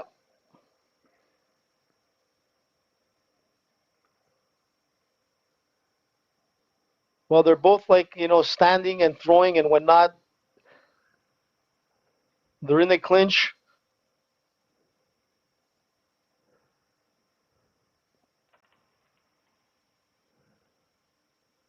What happened to Dave? Did he get banned from Ringside Report? I usually I get the timeout. Poor Dave. He must be flipping arrested. Out. I know Dave. He went outside. He went outside and he got arrested. That'd be funny, man. Think about the ratings. It would be awesome. I always tell that to Dave. I'm like, you know what, Dave? Let me do some of the shit that I usually do. When I ran George in the streets of René Lévesque. That was the best. You know what? I should do that now with Ringside Report and get busted. If they pay the bill, I'm in. Ringside Report. That's not really good publicity, man. Dude, publicity, it doesn't matter if it's good or bad. It's always good. You know what? There's no such thing as bad publicity. If it's out there, people know. Johnny says, I'm not a Cerrone fan. I like Cerrone. I just think he's at the end of his career. He won his last fight, I think. But I don't think he's at his best right now. I think Cerrone from a couple of years ago. And also, Cerrone doesn't show up in big fights often, unfortunately. It seems like when the stage is big, that's not where he has his better performances. But I like the guy. He's a veteran with a lot of fights. He bleeds in there. He gives it his all. I'm just saying, I'm not convinced he's elite right now. Look, the one thing with Cowboy Cerrone, like I said, is he's always out for a war. You want to see an exciting fight. I mean, with the Conor fight, it didn't last that long to say that it was super exciting, but it was exciting to see Conor knock someone out. That's what people wanted, and they got it. But what you got to realize is, Cowboy Cerrone, the wear and tear on this guy it's unbelievable. I think he has how many fights, Freddie? Over 40-something fights, if not more. And the thing is he's that a legend. Look, he's a future Hall of Famer. Yeah, he's a legend. He always shows up like he's a company guy. I got a lot of love for Cowboy Cerrone. It's just to me, Conor McGregor, like there's a lot of other guys more impressive. And also, I don't know, McGregor going to 170 and all, I want to see him fight at 155 and beat guys at 155. So if he beats Dustin Poirier tonight, I'm hoping it's Charles Oliveira. We'll see if Hooker Chandler, like how impressive the winner is in that one. But if Conor beats Poirier, I'd like to see him fight Oliveira. At the beginning, I was saying I think Oliveira wins.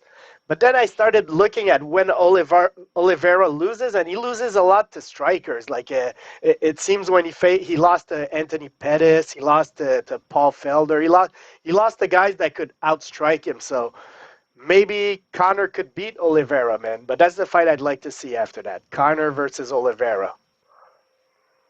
And look, and what people don't realize is that, like, you look at Poirier, who was in lightweight, and went up to he was in featherweight. Well, actually, he was in lightweight, and then he went to featherweight, and then he came back to lightweight. And, like, he's been doing so much better at lightweight, because the thing with Poirier is that he had such a difficult time cutting weight. And we saw that, like, many times, like, where you're like, this guy is, like, killing himself. And he actually admitted it. It was like, it's just crazy, you know? And being a lightweight is exactly where he needs to be. And that's why you might have a point in, is he a better fighter today? I think he is, because of the weight class division that he's in. You know, and Conor, what is this? Is this Conor's third fight?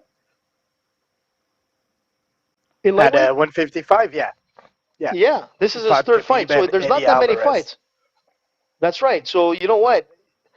You know, if you look at, you know, the weight class and Conor coming in only in his third fight, and Poirier, who's done so much better by going back into that would be a natural weight class for him.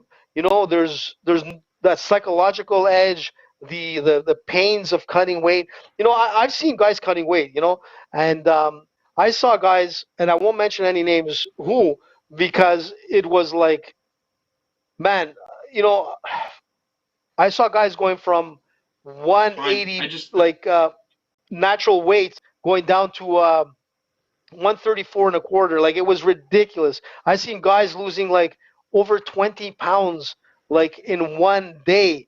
Like, you know, and you know, looking at this kind of stuff, there's no way in hell, you know, I would do that shit. I don't have that mindset or that capability. You know, like, even in jiu-jitsu and fighting in jiu-jitsu tournaments and you know, whatever stages in jiu-jitsu tournaments, I can never cut weight. I'm always going to be around the 182, 184 mark, because that's my natural. You know what I mean? I'll fight heavier if I have to. And it's hard to cut weight, man. Some guys cut like 20 pounds, and you know what? They look like shit. They fight like shit, and this whole thing of, like, cutting so much to get into a weight class, which is really not for you, doesn't make sense. And if you look at guys that tend to stay in a weight class which is really normal in a sense, man, they have a longer career. They have, like, a better life with health, in a sense. And that's why I think Poirier coming into where it's a natural weight for him, that could, you know, it could give him an edge. To fight at 145. Like, both of them fought at 145 before, so I think both of them are pretty comfortable for 155. Absolutely. Like, I don't think Conor has any problems making the weight, and neither does Poirier. Like, to them, 155 is probably an easy weight cut, because they've done 145 so many times.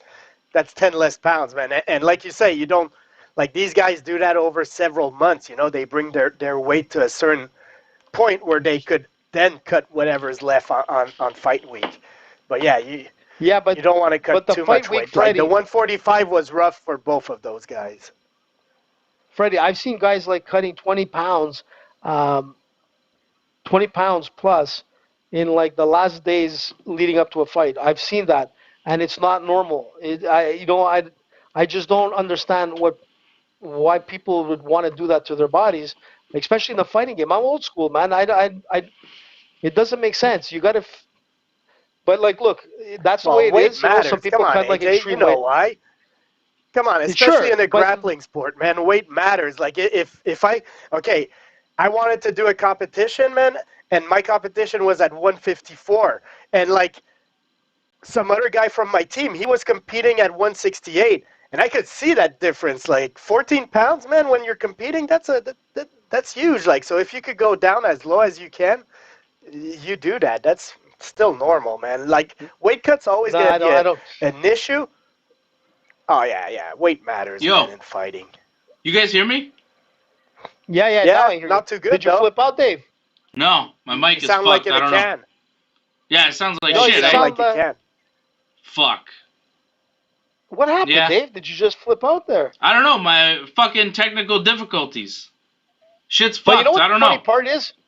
Can you hear me, You know what the funny part about this? Yeah, it's not too bad, man. We hear you, man. Yeah, it's not bad.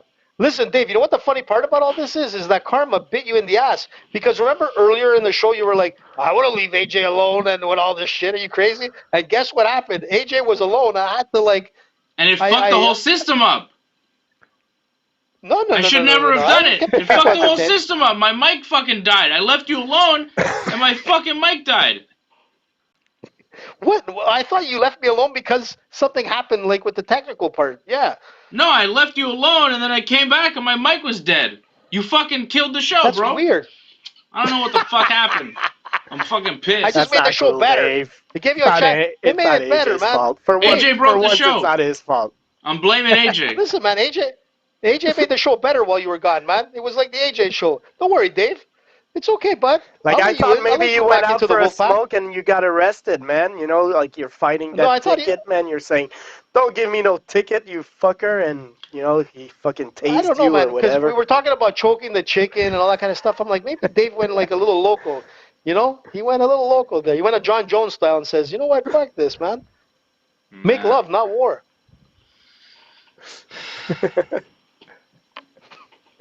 So just to keep you up to date on what's happening, Dave, Calderwood. I think Calderwood's winning. They're just going at it very close.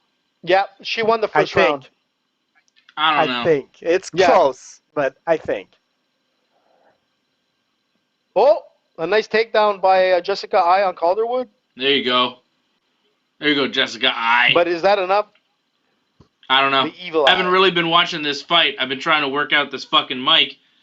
And this is the best we got. So this is how I'm going to sound. It's good. It's good. You sound good, Dave. You sound like Robot Dave. You sound what? Hey, you sound like No. You sound good. Don't say that, Freddie. Don't say that. He's going to flip out. When Dave flips out, he's going to cancel the whole show again. He'll be like, "Fuck this show. It's over." Well, we could start again. Dave has done that. We could start again on a new stream. If I really sound like shit, we could just restart the show. No, you sound good, Dave. Man. You sound like man. Justin Timberlake. Don't worry about it, bud. You sound good. If you didn't sound good, I'd tell you. I'd be like, Dave. Yeah, Dave. Take out your aggression, man. Do something. Do a imitation of somebody in the UFC. Because you sound very clear, actually. I find you sound clear. Let's see what people are saying. Dave sounds like shit. Oh, no, sorry. That was just me.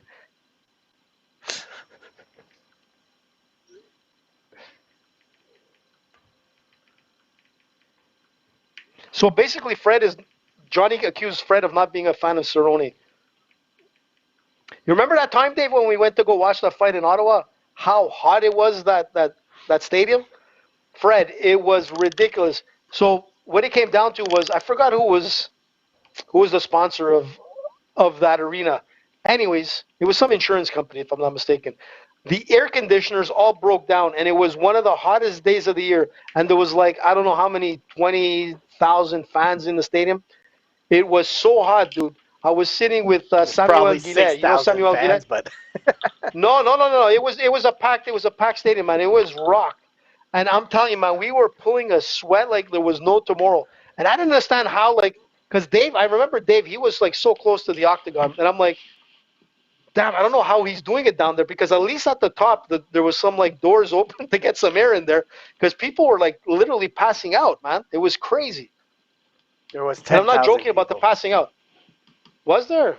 No, I forgot. It was a huge crowd, man, in there. It was so hot, man. It was the worst.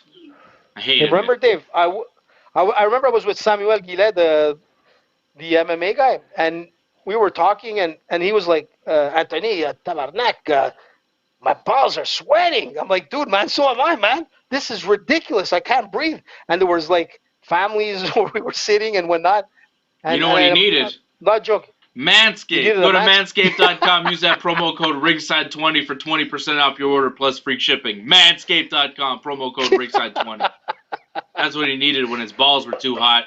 You need to keep Manscaped. You got to smell good. Use them ball wipes they got over at Manscaped. Manscaped.com. Promo code Ringside20. Hot balls. Jessica I's pushing her up against the fence. Yeah, but it's not like anything, Dave. It's like big deal.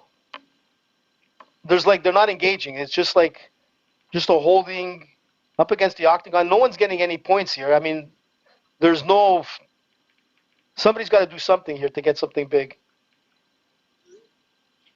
The second round was close. Jessica's not doing anything. She's just pushing her up against the fence. But that's what I'm saying. It does absolutely nothing.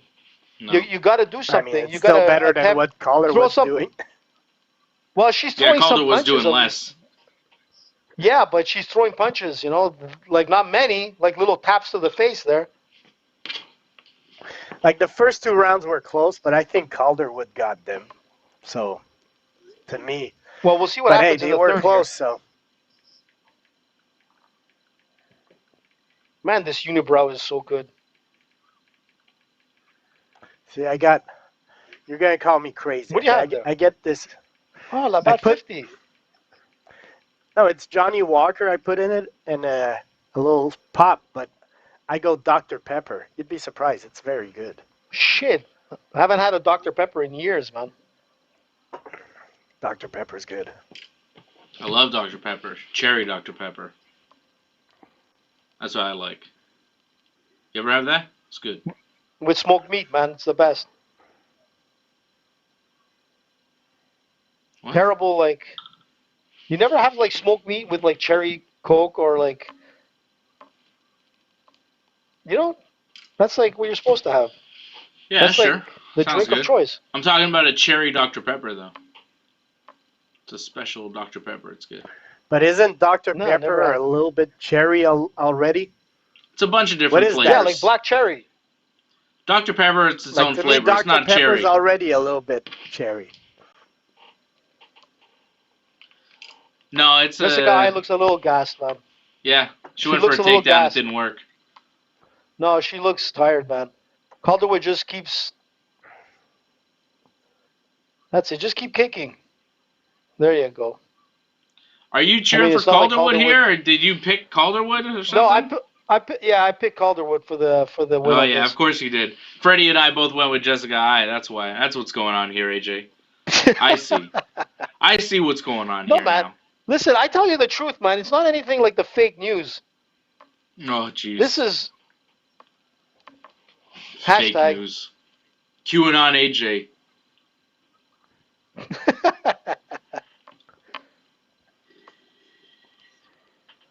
Whoa, like a really bad attempt at a spinning back fist. Calderwood looks tired, man. What are you talking about? They both look tired. Yeah, but at least Calderwood's spinning back fist looked terrible. It was so slow. Yeah, but she's in the clinch and she's throwing the knees and she's throwing these small, like short punches, uppercuts. That have nothing behind knees, them. Uppercuts. Nothing behind them, but no, at but least, she's landing. To the eyes of the. Yeah, she's landing. Yeah, but there's a big cut on Jessica Zaya, if you can see.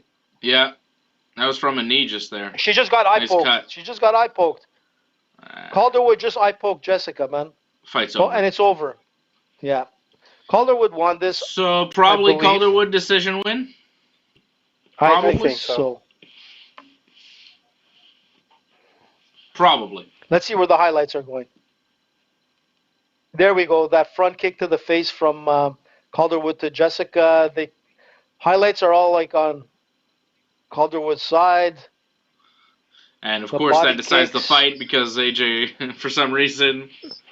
Yeah, man. You know what? I've noticed when they start putting out more highlights of one fighter over another, you know that they're leaning that way. Yeah, they just had one. Judges are in charge of video replay. Listen, man. When you got judges like Adelaide Bird and all that kind of stuff, anything could be like possible. AJ. Here we go. Yo, I hope the judges give it to Jessica I really do. Because I have her on a big parlay. Man. Oh, I'm just trying to win some money. I told you. I know, but you should have listened to me, man. Yeah, I should have listened to you. Listened to me. Except on every fight but this one. Aren't you? Right? No. So far we're like. I got Ribas, Muradov. Man. Your parlay would be off, man. You had listen, your parlay would be terrible. Herb Dean screwed it for me. That's and what happened. And you had Sarah McMahon also, I'm pretty sure. Yeah. No. I didn't go with that at all. No. I didn't go with those fights. I didn't go with anybody in the prelim. There we go, Calderwood. No, but I think you said Sarah McMahon earlier. No, I didn't. Yeah, you did. No, don't you guys start putting words in my mouth. Look at John Anik's suit there. I think he needs a more fitted suit. The poor guy got a suit a little bit too big there. Calderwood wins by unanimous decision. Yeah, it makes sense. Yeah. Sorry, Dave, but that's what I had. Yeah, it's all right. I think it was going that way as well. It was a big parlay. It was like a 5-fight parlay. I was bound to get one of them wrong. It happens. You're allowed to be wrong sometimes, Dave. Yeah, I mean, I've been right so far on this card, so I can't get everything right. You know? I was right on the big underdog, which was, what was it? Plus... The Pena. Plus 280 Marina Rodriguez over Amanda Ribas. Told you that was going to happen. Told you Juliana Pena was the underdog. She was going to beat Sarah McMahon. AJ, you weren't so right on that Amanda Ribas fight, were you? AJ. Listen, man, I said it again. And Freddie knows too, man. It's like Herb Dean. I don't know what happened there. He screwed it up for the Ribas fans. The Ribas fans. Fuck out of here with that bullshit. Don't get mad, man. Don't get mad at me because Calderwood won. Yo, I'm mad. But right? She was the favorite. I'm big mad. This fight was a disaster. My mic died. You broke his... my mic and parlay fucking died during this fight, all right? This fight was the fucking worst. Both because of you. This pay-per-view's gone to shits, all right? My mic and my fucking parlay both died in the past fucking 20 minutes. It's not been a good 20 minutes for Big Daddy. Big Daddy's not happy. He got Sanchez. Big Daddy's gonna smoke one of these fucking numbers soon. Fucking take a little break ski. Again? How many breaks do you want in one show, man? Do you see me taking a break? No. That was a piss break. Fred took a smoke break. I'm not allowed to take a smoke break. That was a long piss, man. Hey, is Dave, by the way, working again? No, the mic's not working again. Yeah. You hear me? Yeah, I can hear it. From this? Yeah, I hear you perfectly. No. I hear you double now. No. Now you're double, though. Now you hear me double. How you hear me just one like now? Darth Vader, man. You hear me just one? one? Yeah, I hear you perfect, man. What the fuck? Perfect. Dave, do you know how to control your shit anymore? Get your shit together, What's happening with you? Like, seriously, man. We're supposed to be a top quality show, man. You're making AJ look professional, man.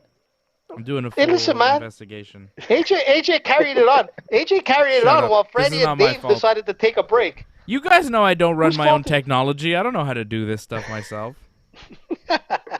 So now you're going to flip out on the production team. Leave those poor guys alone, man. They do a good job, Dave. You can't get mad at them all the time. I'm not mad at them. I'm mad at the situation. That's what Jessica I upsets me. It doesn't make sense to me that I would go take a piss, come back, and my mic would be dead. How does that happen? What is wrong? I wish there was no technology problems. I wish everything worked perfectly all the time. Why doesn't that? Yeah, why aren't we there? Like the elections. Forget it. Nothing's going to work, Dave. You should know that. You know what I mean, Fred? Like, how come nothing is perfect?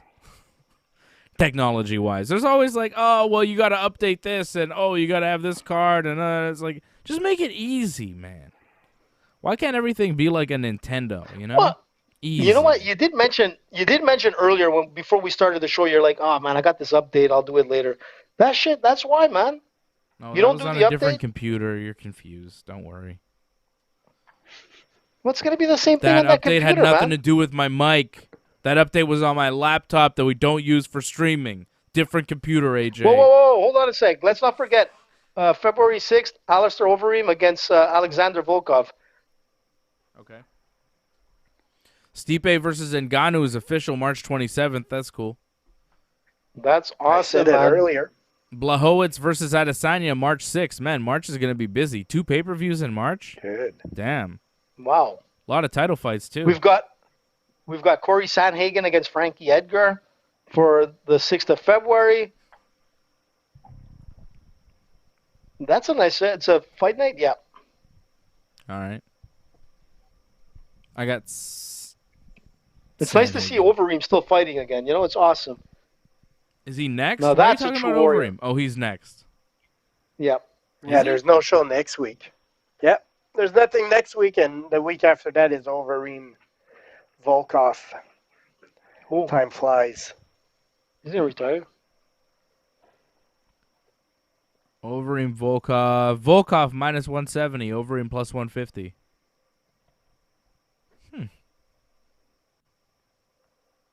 I don't know. What do you guys think about that fight? Who's winning?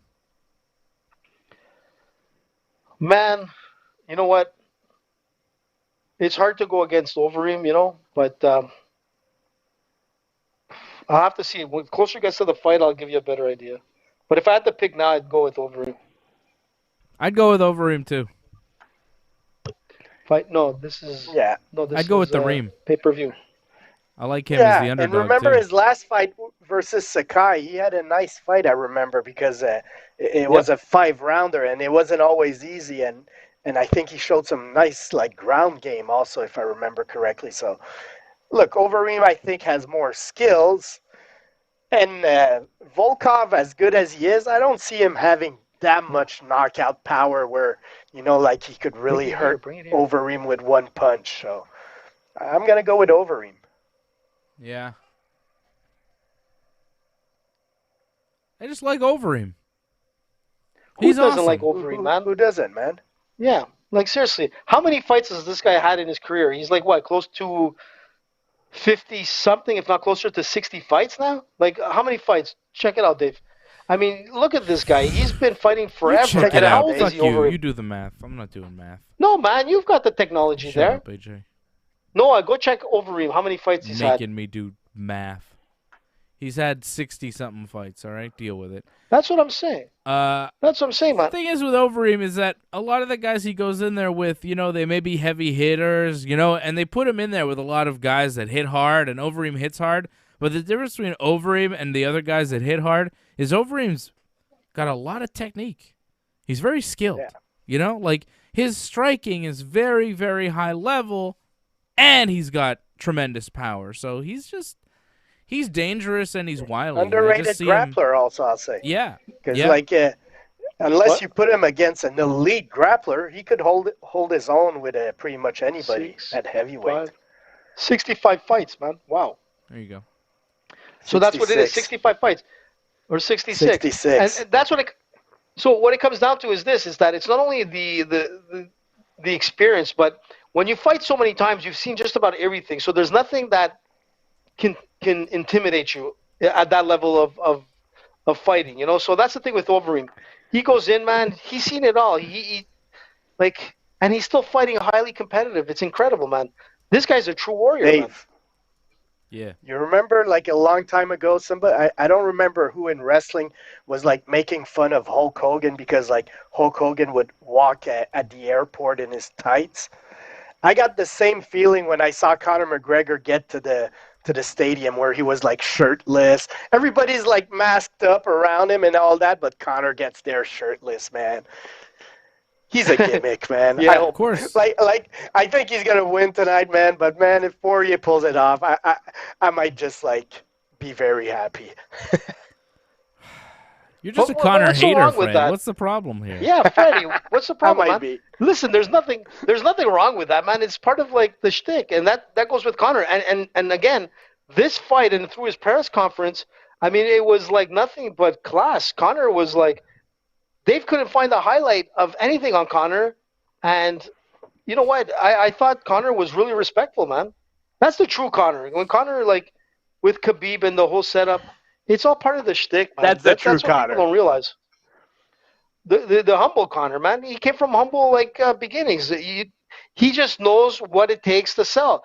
Just like in the WWE, there's certain fighters that are going to excel over time, say The Undertaker or even Hogan that you're talking about.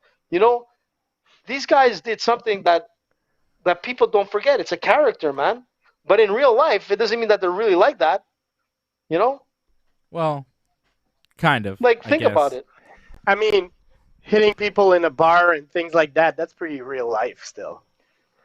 Listen, saying the good things in front of the camera, I don't think that's real life. Yeah. You know what? It's sometimes, you know what happens is that you take on that character, man, and look. And that was my point exactly when I said Hulk Hogan at the airport in his tights. It's like, at some point, man, get out of the character, man. Conor lives the gimmick, brother. He lives the gimmick. He does. But and Hogan still lives that gimmick now. Freddie, it's hard to get out of that gimmick, man. You know? It's a good gimmick. People like it. Why get out of it? And they don't. Like, and AJ would definitely wear his tie. AJ might go to the airport in his gi. Like, if AJ had a BJJ competition in Vegas, he might be traveling in his gi. Yes. 100% he would be. Because he wants everybody to know. He wants everybody to know, right? Yeah. Me, I'm the least. I'm going to tell you something. You would never know, man. The only time I wear anything is like T-shirts and things like that. I've seen guys wearing like all the time in the streets of Montreal. T-shirts that say jiu-jitsu on them, hats all the time, just constantly wearing stuff. I'm proud of the sports, but I'm not going to walk around with a gi. I mean, you would. I've seen you in the middle of the street in a gi. There's video. You wanted to do it often. Yes, that was my tribute to George St. Pierre, you know, and I ran the streets of René Lévesque Boulevard in a gi, and I'll do it again, man. For that shit, when I'm going to do it for Ringside Report, I do it for AJ, the fans and a minute and the ratings. Ago. I'll never run around in the streets in a gi. Yes, I was running around in the streets in a gi. Yes, I did do that. Politics, man, AJ, that's what you should do. Yeah, amazing. You know what? But that was for the show, man. I did that for the show, and it was awesome. And I did dress up as Conor, and I walked the streets of Montreal as Conor, and it was great. I dressed up as Khabib one time. That was awesome. That was a fun time. You like to play dress up. I just got to figure out. Man, it was great. That's why I got you that Khabib hat, because I knew you'd love it, because you love to play dress up. I love it. I've already worn that hat outside. But the thing is this. If you want to see the videos of like AJ running the streets, I think you can find it on YouTube. I think it's on the Danny Brooks side. Because Dave doesn't post any of that stuff on Ringside. I don't know why. AJ's Adventures? No, I don't want to post that. It's horrible stuff. It's not good for the channel. Dave, it's about the ratings, man. Think about the ratings. Exactly. I'm thinking about overall quality of the content. So Michael Chandler is about to come into the cage. He's making his walk. This will be his debut, former Bellator champion. Why is the guy holding the flag like the wrong way? No. The American flag the wrong way. Not a good idea. I think it's just an accident. He doesn't mean. Yeah, Chandler actually told him. Chandler just told him, like, turn it around. There you go. No, they're folding it up. They're done with the flag. Oh, man, he looks hyped, man. He looks pumped. Yeah, it's his UFC debut. Chandler is coming in. Listen, man.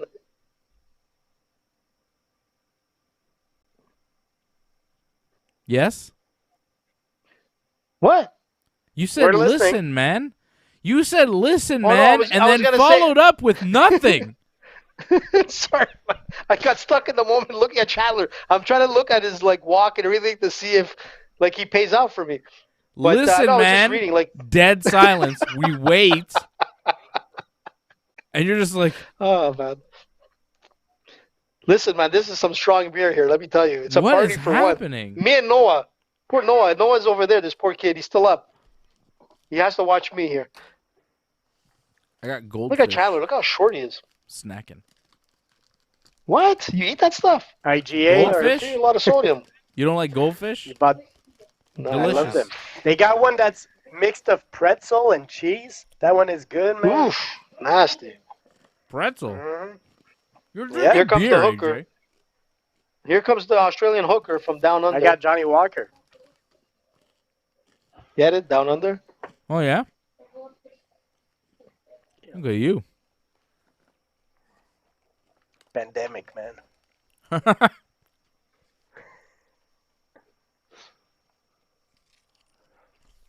So here comes Hooker. Oh, you see how face AJ like never shuts up hooker the in the whole building. night.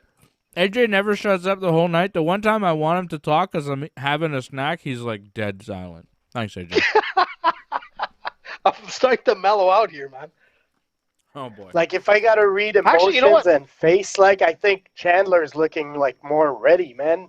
I don't know. Hooker looks like a little zoomed out. Oh, maybe he's hyping himself now. Lord. Hooker's just relaxed. What are you talking about, Dave? I think I agree with Freddie on this one. He's absolutely right. You pick Chandler. You'll take anything and say, yeah, it's absolutely that, man. Mm-hmm. Yeah. It's fucking AJ. Freddie, man, I'm giving you compliments, man. You're right. I noticed that myself. But one thing about this UFC card, it's running really smoothly, man. It's what time? What time is it now? Midnight? Okay. It was... One more fight, and it should be over by about 12:45. Yeah, Oh, like look a at that. quick Chandler fight gave him here. like a fist pump. He's so much taller, Hooker, man. Wow.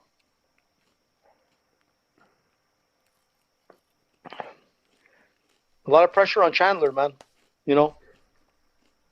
With the whole This Ben fight is about Askren one thing thing. and whatnot. The takedown. Win. No Chandler mercy. gets a Cobra Kai. takedown, he'll be all right. Dave. If he doesn't, big Dave. trouble. Dave, I've been trying to tell you from the beginning of the show some good news. And this is really for Freddie because we were talking about Cobra Kai on Thursday, and we posted a video of Cobra Kai on Instagram, just a small part of like what we were yapping about Cobra Kai. And guess who put a like on our video? The Cobra Kai series, man. They came out. Yeah, man. They actually, you see what I'm trying to say? The official one, man. The official Cobra Kai series. Yeah, I was shocked. The official Cobra Kai series. Get Johnny Lawrence on the show, man. I'm going to be with AJ. Come on, AJ, Dave. set up a Johnny Lawrence interview. Who? If Freddie says it, I'm going to do it. Let's do it. It's done. Joey Do Lawrence? Freddie's done. Do it, AJ. Joey I'll support Lawrence you. is still around? Johnny. Cobra Kai, man. Are you joking? Is he one of the Lawrence brothers? Maybe. He probably You guys has. don't remember? You sound like You guys don't remember Joey Lawrence? And the Why does name that ring rings a bell? but I the don't Lawrence remember. brothers, does they ring a had bell. like a sitcom. It does ring a... Oh, Joey Lawrence. It was Friends. Wasn't it Friends? No. Joey Lawrence. What the hell are you talking about, Dave? He was big in the 90s, bro. Yeah, well, that's why it's ringing a bell. I'm thinking about Friends. Here. AJ doesn't remember the 90s. That was the hard party years. Joey Lawrence. Yeah. Face tells This me guy. something. Oh, yeah, but I I don't know really that. remember. Is Yeah, this who you're didn't he talking become about? like a preacher or something? Yeah, This yeah. is who you Not want at me I to think he's come a on the priest show? or something. No, Johnny Lawrence. The man. flag is upside down for Australia as well. What's up with these guys? They don't know how to put their flags. Who's Johnny Lawrence? What is it? It's Australia, that man. Or New Zealand. New Zealand. Isn't it? New Zealand. It's upside down as well. Hey, listen, someone's saying about like how long to the Conor fight. In about 20 minutes, we'll get to Conor. Yeah. Half an hour. I think. I don't Half think an it's going hour. to be. You think? I think this is going to be a quick fight here. I mean, the promo's going to be 20 minutes. The in-between Yeah, two you got a fights point is going there. to be 20 minutes. Yeah, you're right. You're right. You took Chandler to win, Here we go. AJ, and you think it's going to be a quick Yeah. fight? How? Well, quick. I mean, I think it's. Well, what did I pick actually? I chose it to go to distance, but like, since I've seen this That's walkout not a and what quick Freddie fight. says, That's as long as it could possibly go. No, but for some reason, I don't see this right now. We'll see. Nothing's been exchanged here. They're sort of like circling each other. Hooker threw a kick and missed. With that reach and you miss, there's a problem. Come on, Chandler. End this fight now. No mercy. Now. Like Cobra Kai. Like Johnny Lawrence would do. Freddie End it and now. I picked Dan Hooker to win. Strike first. He is the favorite. You like the hookers, of course.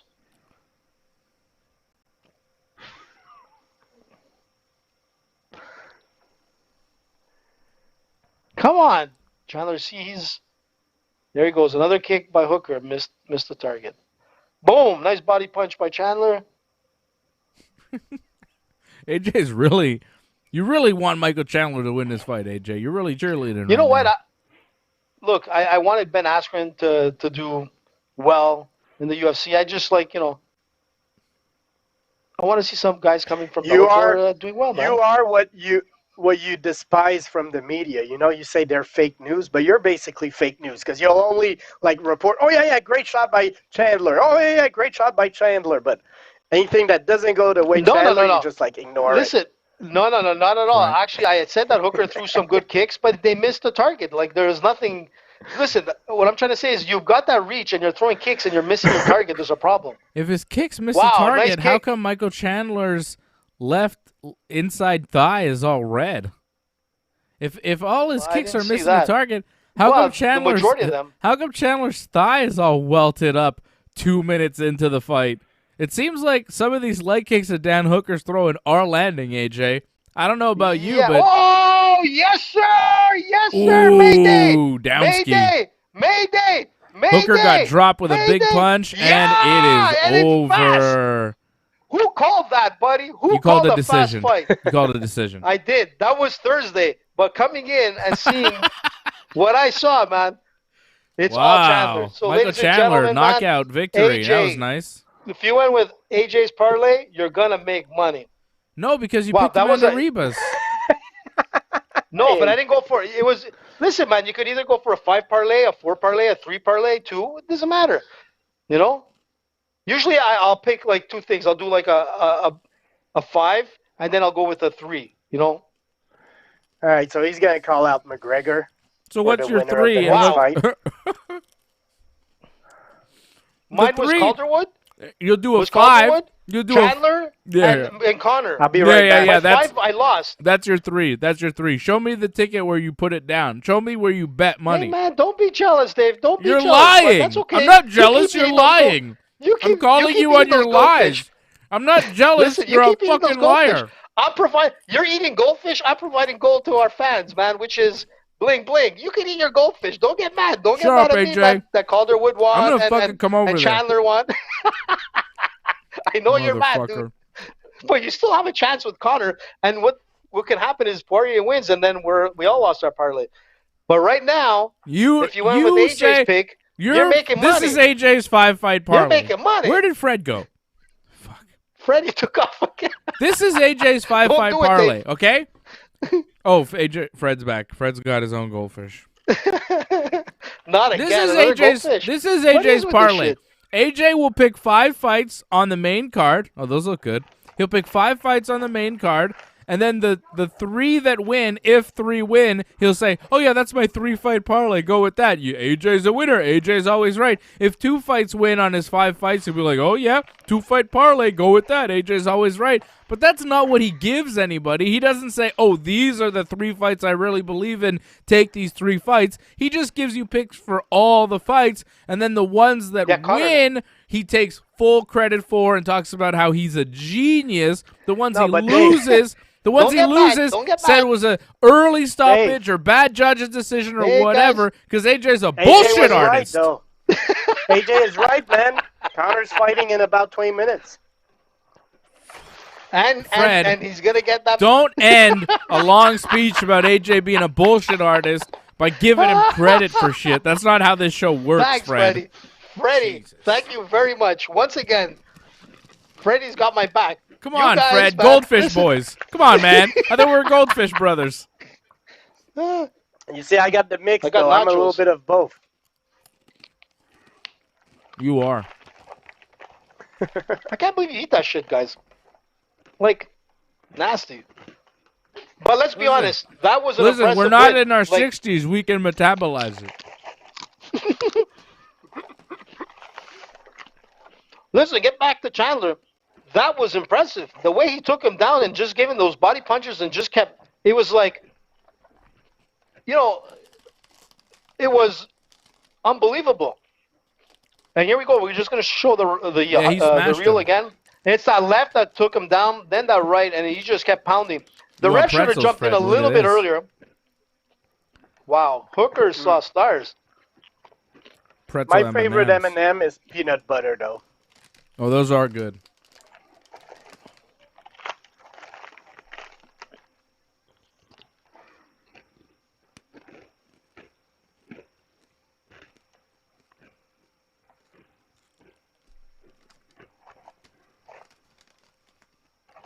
So what, is Chandler taking Oliveira's spot now for the title?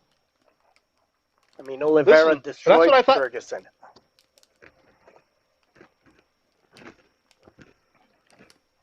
Wow, way to go, Michael.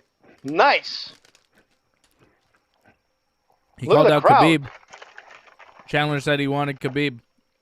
He wants the belt, and he also wants to fight Khabib. So, I mean, that was an impressive performance. For a solid wrestler, man, who threw out some great punches, combinations, and he hurt Hooker, man. So that shows you, man.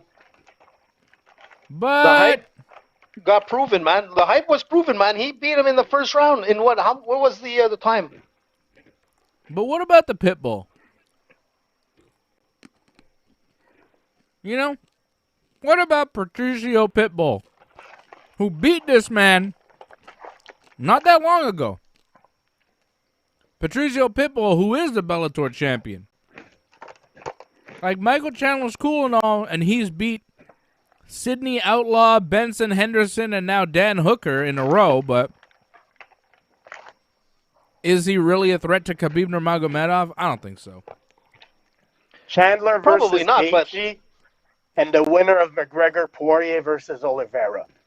And then the two other winners then go for the title. Yeah. That could be good. Chandler Gaethje would be a good fight. Yeah. That would be a good fight. Yeah, I agree with you, Fred. Unless you do Chandler versus McGregor next. You know? Forget about Charles Oliveira and do Chandler McGregor. If Conor wins tonight, you do Conor versus Chandler next for the belt. No? No, I think what Freddie said is a better fight. For the number one contender. Either way, those are the four guys. But hey, Poirier might throw a wrench in there. Yeah. True. You got a point there. If he wins, then you do Poirier Chandler, I guess. Unless Khabib's impressed and he decides to really come back, which I doubt, right? Well, that was impressive. That was an impressive win. But I think it'll be even more impressive if he goes up against Gaethje and like manhandles him the way he did with Hooker. Then that could be interesting. And then you actually have a title belt fight with Oliveira and Conor, and then have one of the guys who win between Chandler and Gaethje to fight the winner or the belt holder between, say, Conor wins tonight against Oliveira. Again, I don't think Khabib's coming back, man. We had this discussion before, and Khabib is I not saw coming another back this thing year. where Dana's harassing Khabib like to fight Conor, and I don't know. Khabib doesn't feel it, man. Doesn't give me the impression of somebody that's coming back. Khabib doesn't want to do it. He's done. Why would he fight McGregor again, other than the money? Yeah, the money would be great, but I don't think that's the number one thing for Khabib in his life. He doesn't need the money. He doesn't even care about the money. But he doesn't need it, man. He's made a lot of money. Khabib, it's all about, like, now it's like it's all about the honor and whatnot. And like he says, like, you know, he doesn't want to fight because apparently whatever he has in talks with his mom and he promised her or whatever, that can be different if things pan out a little bit differently next year. Next year, if it's a fight that Khabib picks and says, you know what, I don't mind fighting this guy, he'll do it. And he'll come back to fight a Conor. He'll come back to fight a Chandler. But he'll come back to fight at GSP. But other than that, I don't see him coming back for anybody else. Talk about GSP. I'm watching GSP because I'm watching the pay-per-view in French. You know, so they've got. Oh my God! You rented it in French? Yeah, I watch it in French. But just to see George's haircut. Patricio Pitbull, good work, my son. Daddy is proud of you. Boom. That's pretty insulting. That's what I'm talking about. That's what I'm talking about, man. That's the man right there. I want to see Patricio Pitbull in the UFC. Look, that guy would be a serious threat. My God. Monster. Chandler, he's a big lightweight also, I feel like. I don't know if you guys heard, but Chandler challenged everybody there. Hey, he challenged Conor, Poirier, Khabib. He's like, whatever. Just give me a title fight. Any one of those guys. That's the way you do it, man. The way he won that fight, he can say whatever he wants. It's impressive. Dana White is happy, that's for sure. Yeah. Yeah, he's got to be happy with that result, right? Because that's Michael Chandler coming in. Big prospect, a lot of hype comes in, looks great. First round knockout. We can get to the Conor fight now. Like, yeah. Got to be happy with that. This is crazy, man. It's crazy, man. When you think about it, like a whole year's gone by, like, you know, with this whole quarantine. I remember when we were watching this fight. Were we in studio when we watched the Conor fight? Yeah, we're all together, right? Yeah, we were. We're all together. You guys were over here. So the thing is, yeah, and that was it. And we were like, oh, man, what a great year to start with Conor. And Conor was supposed to be fighting 3 more times by the end of the year, not knowing that that was probably – I think the Conor fight, yeah, was one of the last big pay-per-views that we were together in studio. And here we are a year later, man. Just think about it. A year has gone by, and we're seeing Conor fight. Crazy. Yeah, and it just seems like yesterday. The next time we see Conor fight, we could watch it together. You know, like I hope last so, Conor fight we saw together. This one we got to separate. I hope the next one.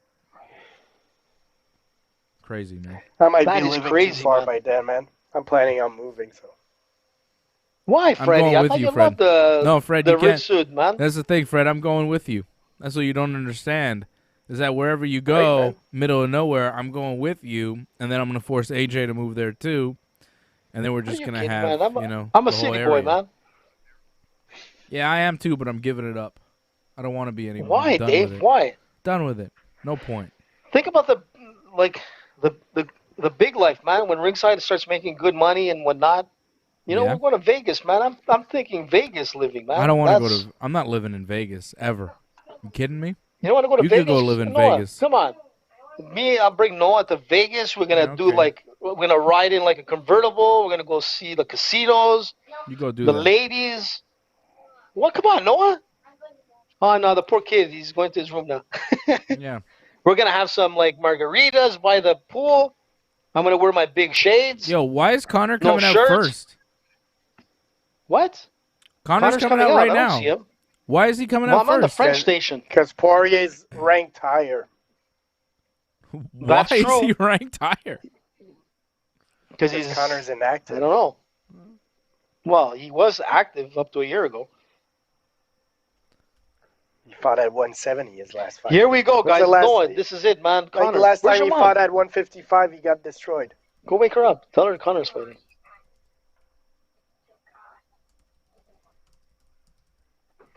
Here we go, man. Is this crazy, man? I get so nervous. But you know what? I thought they were going to space these people like one seat empty. You know, like I can't they're tell. People like shoulder to shoulder, man. Shoulder to shoulder. I can see it, man. It's shoulder to shoulder. Here comes Conor, man, sporting his like here he is. Shaved head. There's a lot of pressure on Conor too, because he knows that there's a lot of people that want to see him fail. And he's got to like live to that hype of like 1 year ago that he won, and he won impressively, man.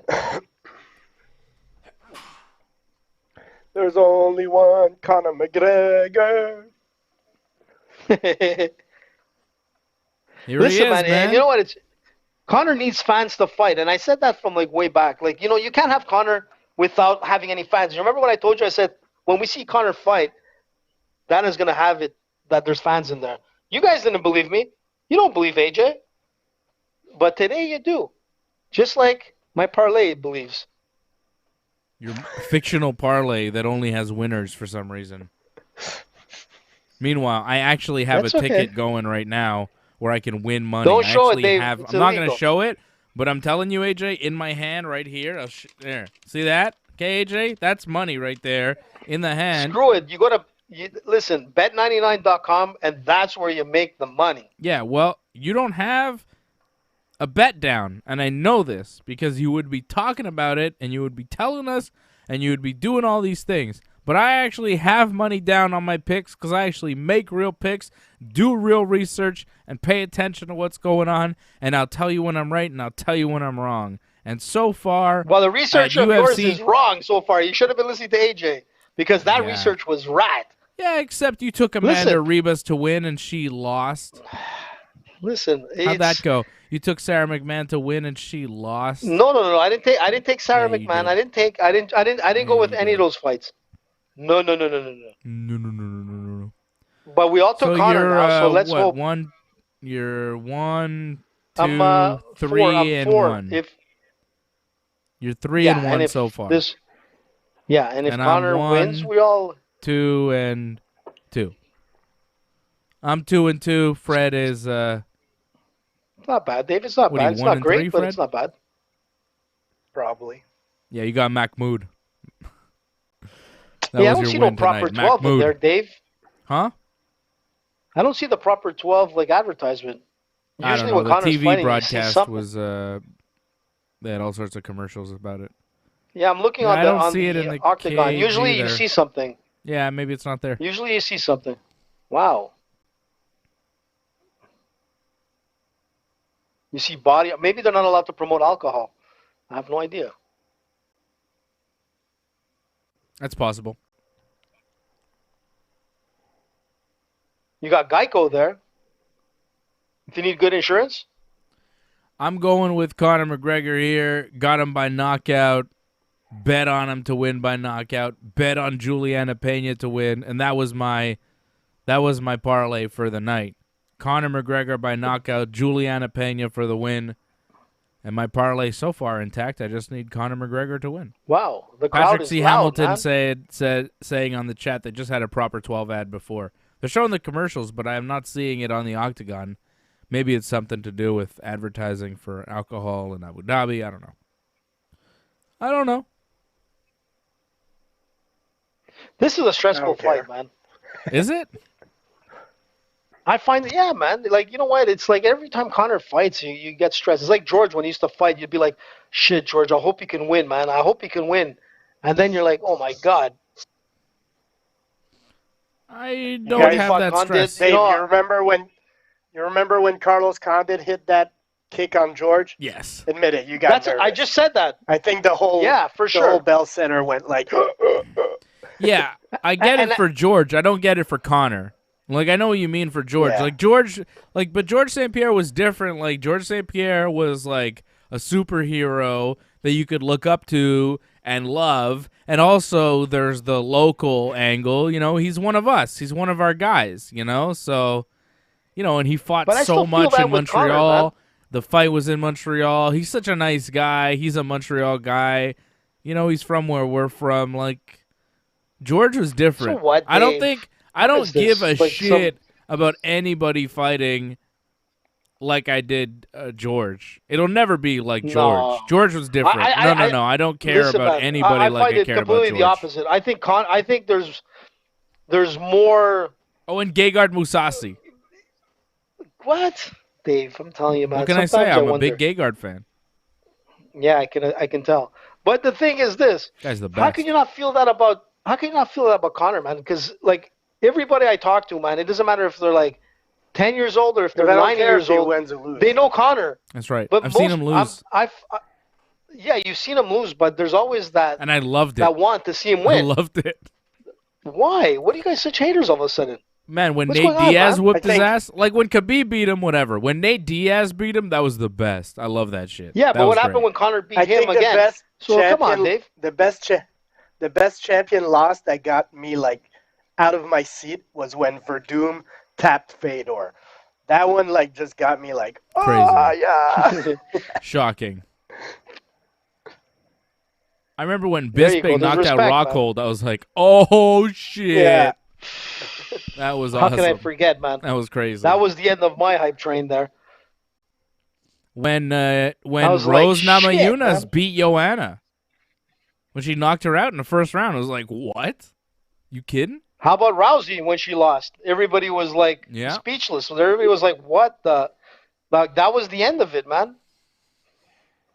But I don't like... I don't care if Conor wins or loses, really.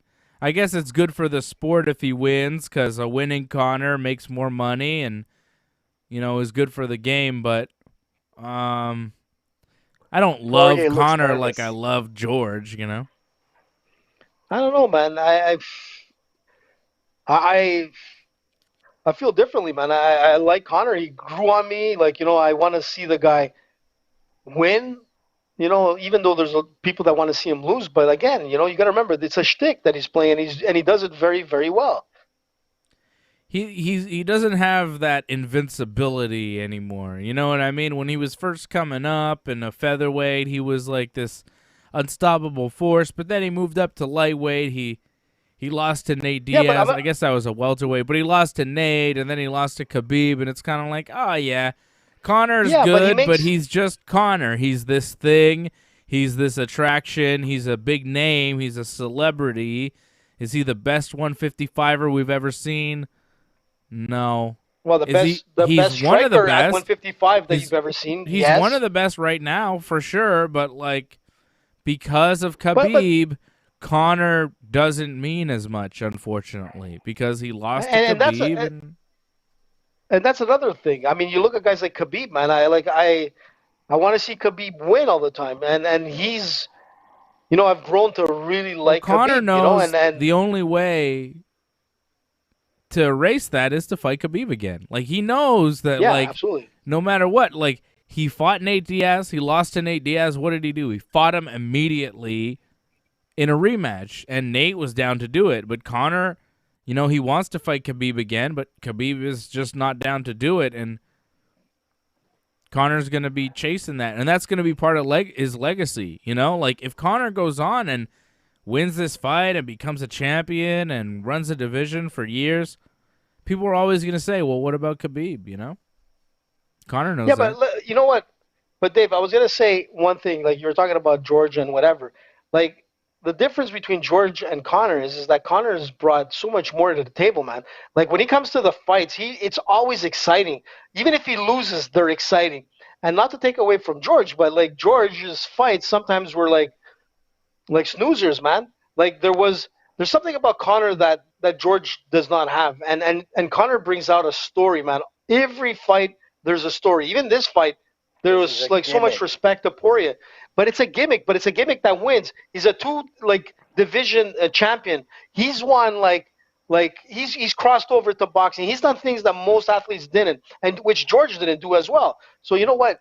Take it as for what it is. There's nobody more popular than Conor. Yeah, he's very popular. World. He's great. And there's nobody more popular than Khabib in the world. George. I love George, but like these two guys are. AJ just said there's nobody more popular than Conor in the world. And followed it up by saying there's nobody more popular than Khabib. Conor and Khabib are two athletes that are recognized around the world, man. No matter where you go, they know these two guys. George is recognized as well, but he's not in the light like he used to be, man. Yeah, of course. Conor is taking it to a different level. Nobody's gonna argue with you that Conor isn't a bigger star than George. I'm just telling you personally. He means less to me because he's not this great champion that defended over time. He's not from my hometown. I don't fucking care about him as much as I do George. Dave, Cry I me like a river, Conor. like Dustin, He's man. great. He's great for the sport. He's an awesome fighter. He's going to win me some money in a couple minutes. I'm wearing his fucking T-shirt. I'm just telling you, I like George St. Pierre better. Stop fucking arguing with me about my personal preferences, motherfucker. He's from my hometown, okay? I love George. He speaks French. I like it. Okay? Jesus, Dave. Oh, Conor was like ready to go. Here we Herb go. Dean was like, whoa, whoa, step back. Oh, Conor with a nice right hand right off the bat. Rights. Nice I think Conor hurt him already. Oh, he hurt him again. Yeah, this shit's over, baby. I'm telling you. We're 15 seconds in. Conor's landed 2 punches, and you see the face of Dustin Poirier change. Like, oh, yeah, I remember this. This sucks. He's been in there with Conor Poirier before. Looked nervous. Yeah, he looked nervous. Conor looked super relaxed. Oh, no, he wants to take Conor down, and he did. Oh, that's a smart move. That's what you want to do. But can he keep him down? Conor. Like, Khabib is great at keeping a guy down, but Dustin Poirier, he's not Khabib. Conor's going to want to get back to his feet.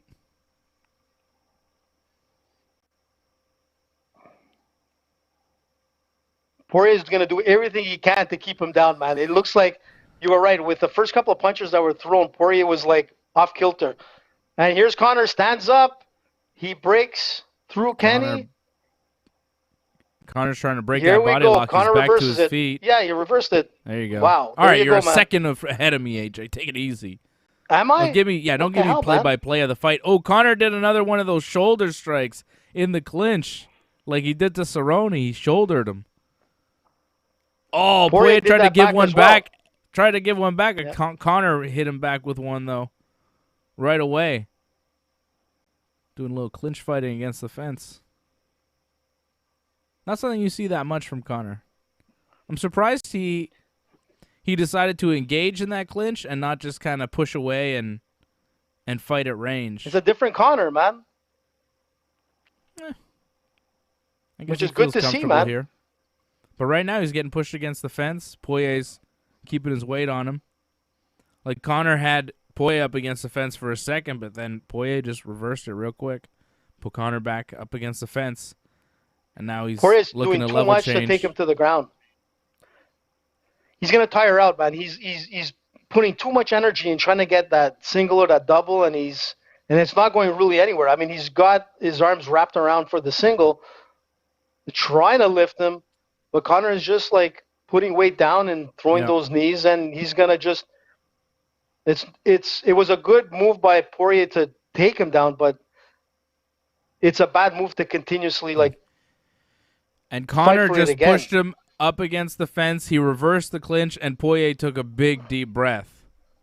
You saw him go. They're talking to each other. Yeah, they're yapping to each other over there. Yeah, they're hitting each other with shoulders, and they're talking a little bit. Now Conor with some foot stomps.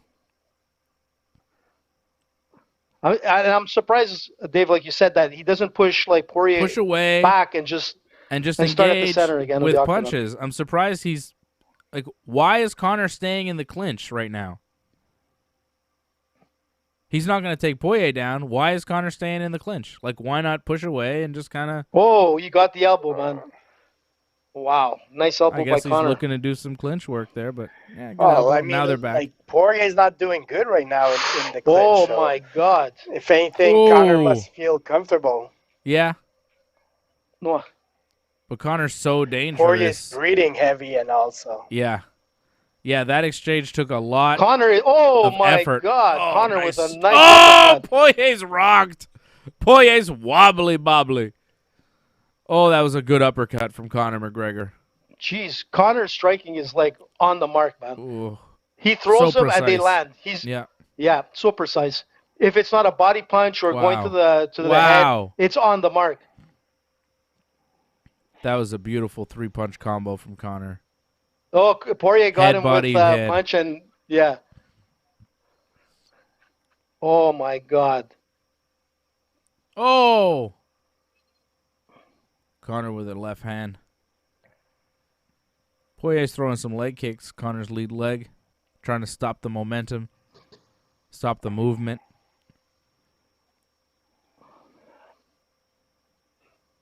Oh, nice spinning kick from Conor. Ooh. Not quite. Didn't quite land, but he tried it. No, but it was a nice attempt there, eh? Yeah. Conor's looking like he's looking confident. He's looking relaxed. He's throwing in those punches. And Poirier's like... Poirier looks like he's in trouble. Wow, nice first round. Poirier looked like he survived the first round, but the second round's going to be rough. Wow. And, that's the thing with Conor. People are like, oh, how good is Conor? This is how good Conor is. I mean, like, even let's just say hypothetically he loses his fight. I mean, that first round shows you when Conor's on his mark and when Conor's in his game or in the zone, it's hard to fight him. I mean, everything he threw was on target. He's the better fighter. And even and you got to remember, this is Poirier fighting. He's not fighting any chump. And we were talking before, Freddie, like, is Poirier a better fighter? Poirier is a better fighter. There's no doubt about it. But Conor, man, is just a more relaxed fighter and so creative in everything he was doing, like throwing in the clinch, his elbows, shoulder hits, foot stomps, and spinning kick. He threw a bunch of different stuff at Dustin Poirier there. A lot of different techniques, a lot of variety. Poirier got one takedown, but didn't do much with it. I'd say Conor won the first round, Let's see. Oh, yeah, by far, man. It wasn't. Oh, nice kick by Poirier. Oh, boy. That was a good leg kick. Conor's throwing these uppercuts. Oh. But Conor's just firing back. Like, the leg kicks are hurting him, but he's just keeping the pressure.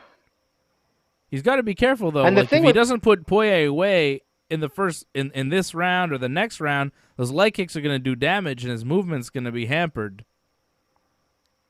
And Conor's kicks earlier, are like the right fight on goes target. Deep. Poirier is doing better than I expected. It doesn't mean he's going to win. Yeah. But if it goes deep, it ups his chances of winning. Yeah.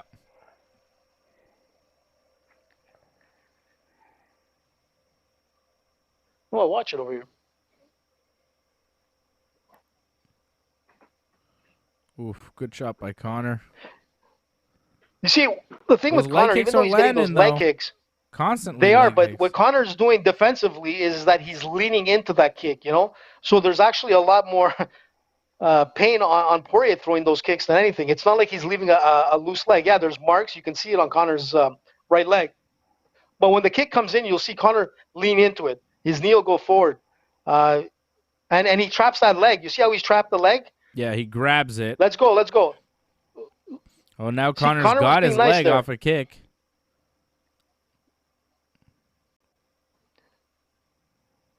Oh, now he's starting to catch the kick. When Poirier's throwing it, Conor's catching it and landing punches at the same time. It's nice. It's a perfect opportunity for like a Muay Thai like spin, by trapping that leg, which he's not. Conor is holding the leg, but not really doing much with it, just holding it, pushing it back, and then letting it go. He's actually being very nice. Because you could do a lot of nasty things when you got a leg up like that. Yeah. Especially in Muay Thai. Wow, Conor is just planting them like square on to Poirier's face. Jesus, really Murphy, shot. Conor. He's landing some good punches. Oh. Whoa. Poirier. Dustin's landing a flurry of punches now. He's got Conor hurt. Whoa. Oh, my God. Whoa. Ladies and gentlemen. Whoa, wait a second. Wait a second. What the fuck? What happened? Conor's out. Conor just got knocked out. Oh, my God. Are you fucking kidding me or what?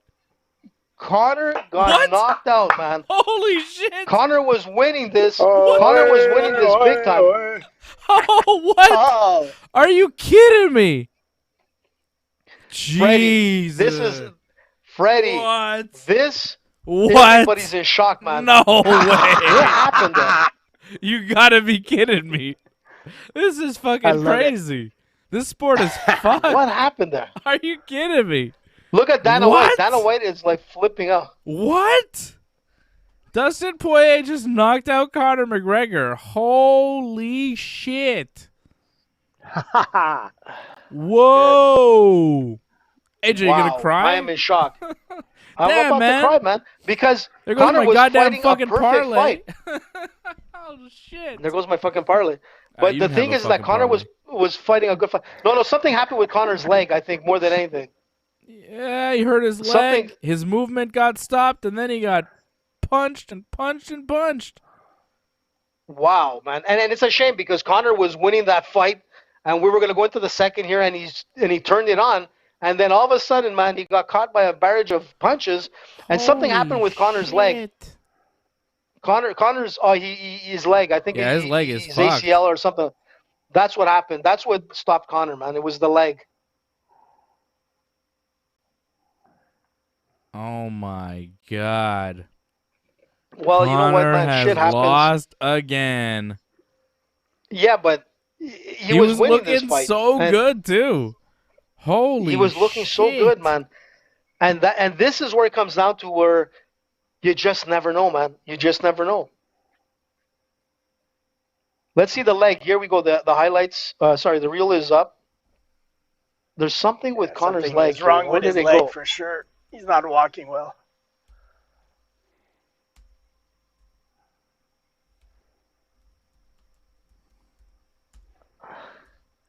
Big win for Poirier, man.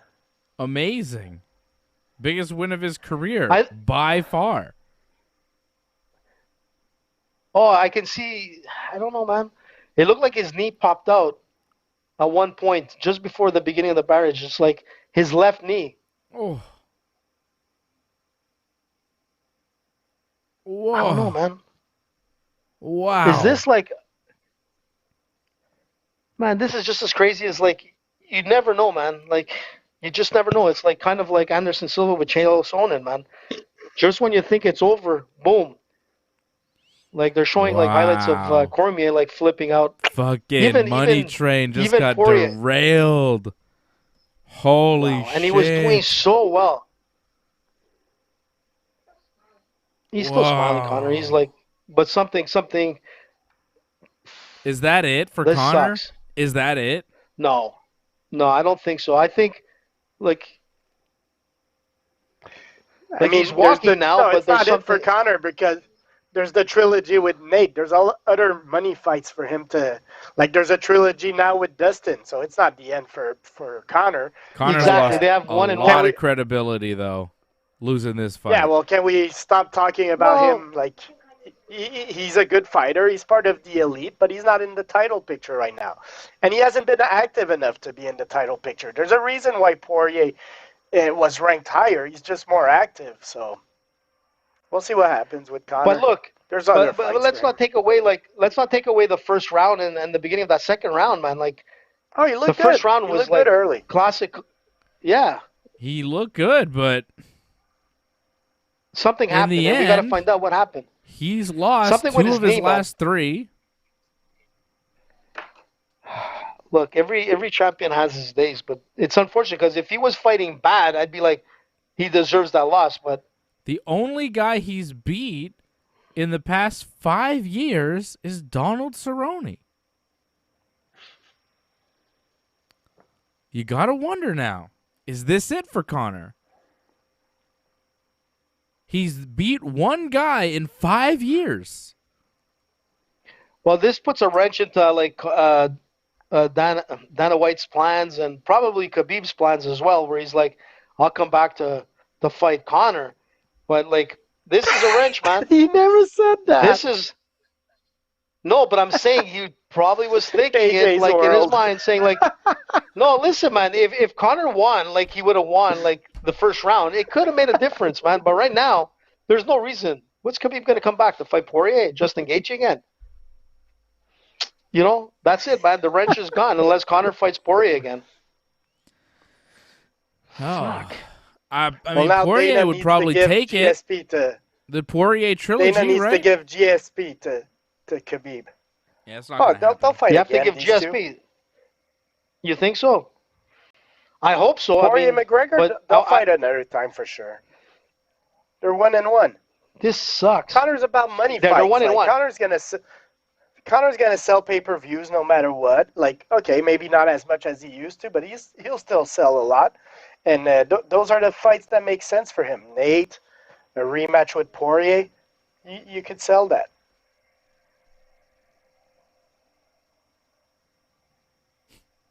Dustin Poirier is like, I don't think Khabib's coming back. This is the title fight. I'm the champion. Dustin Poirier is crowning himself champion. I like Khabib that. destroyed him. Oh, they're going to talk Khabib to Conor destroyed now. Let's hear what Conor says. What's Conor going to say?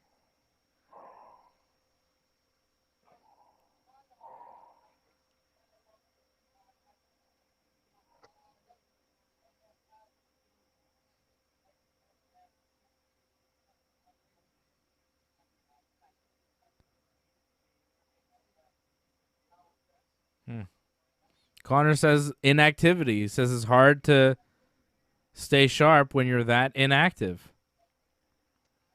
He hasn't fought that much. He said he didn't feel that comfortable in there. You look good in round 1, man, still. Like AJ says, I don't know what happened exactly. Maybe a little error he made somewhere because that shot pretty much knocked him down. Like that was a one hard punch. Yeah, Conor is saying it's a tough one to swallow. Absolutely.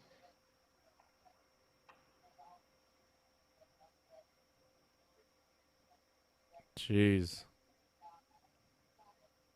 Has Conor won a fight since having kids? Oh, yeah, the Cerrone fight. I'm telling you, being a dad is hard. Yeah, but there's something wrong, like with his leg.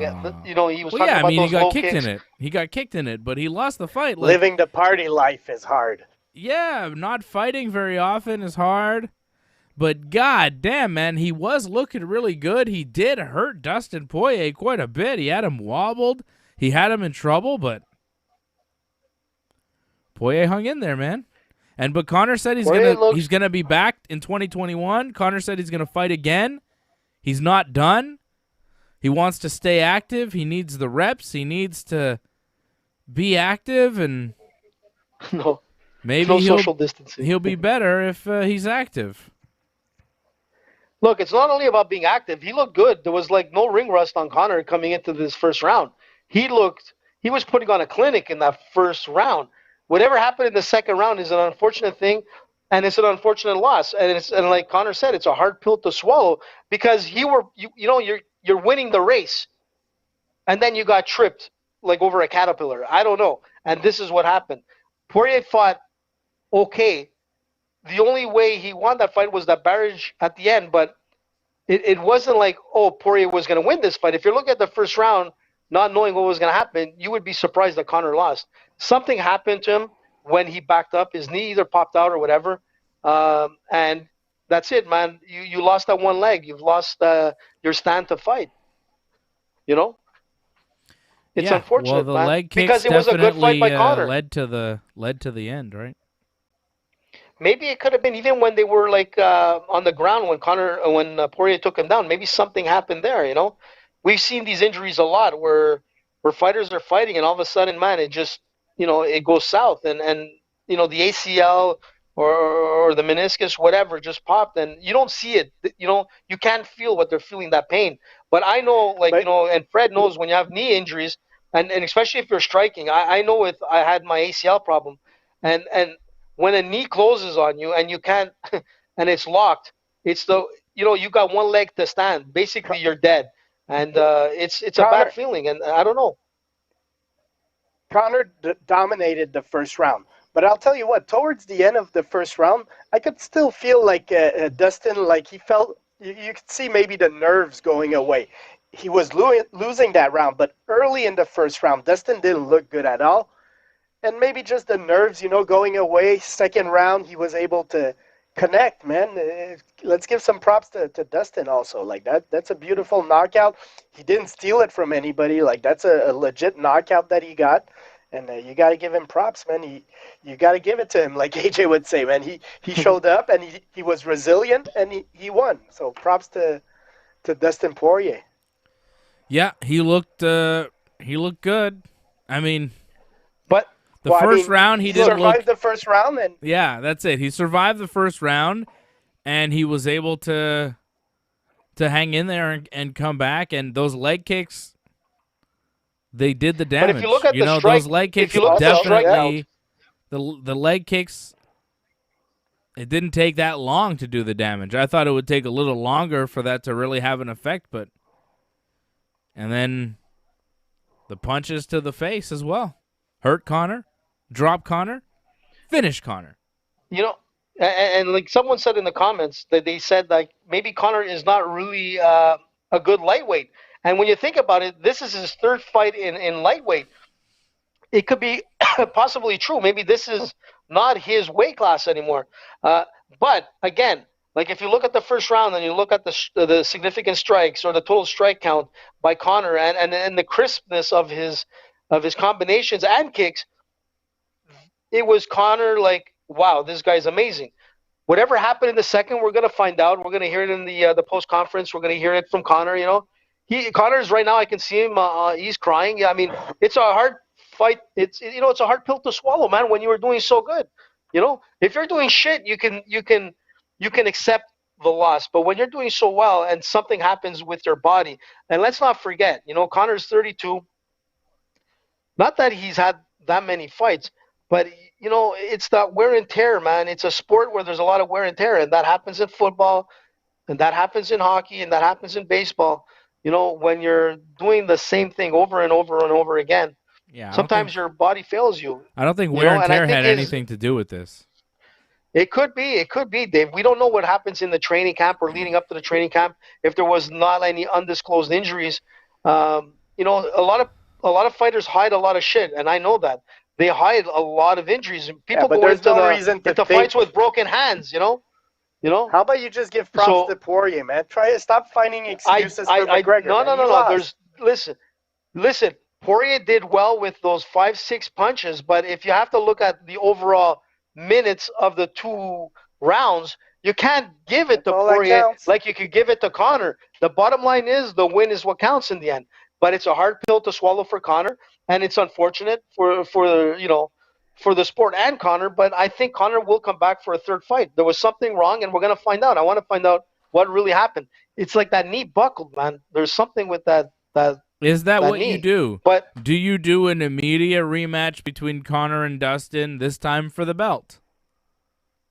Or do you move on and you do Dustin versus Michael Chandler for the belt now?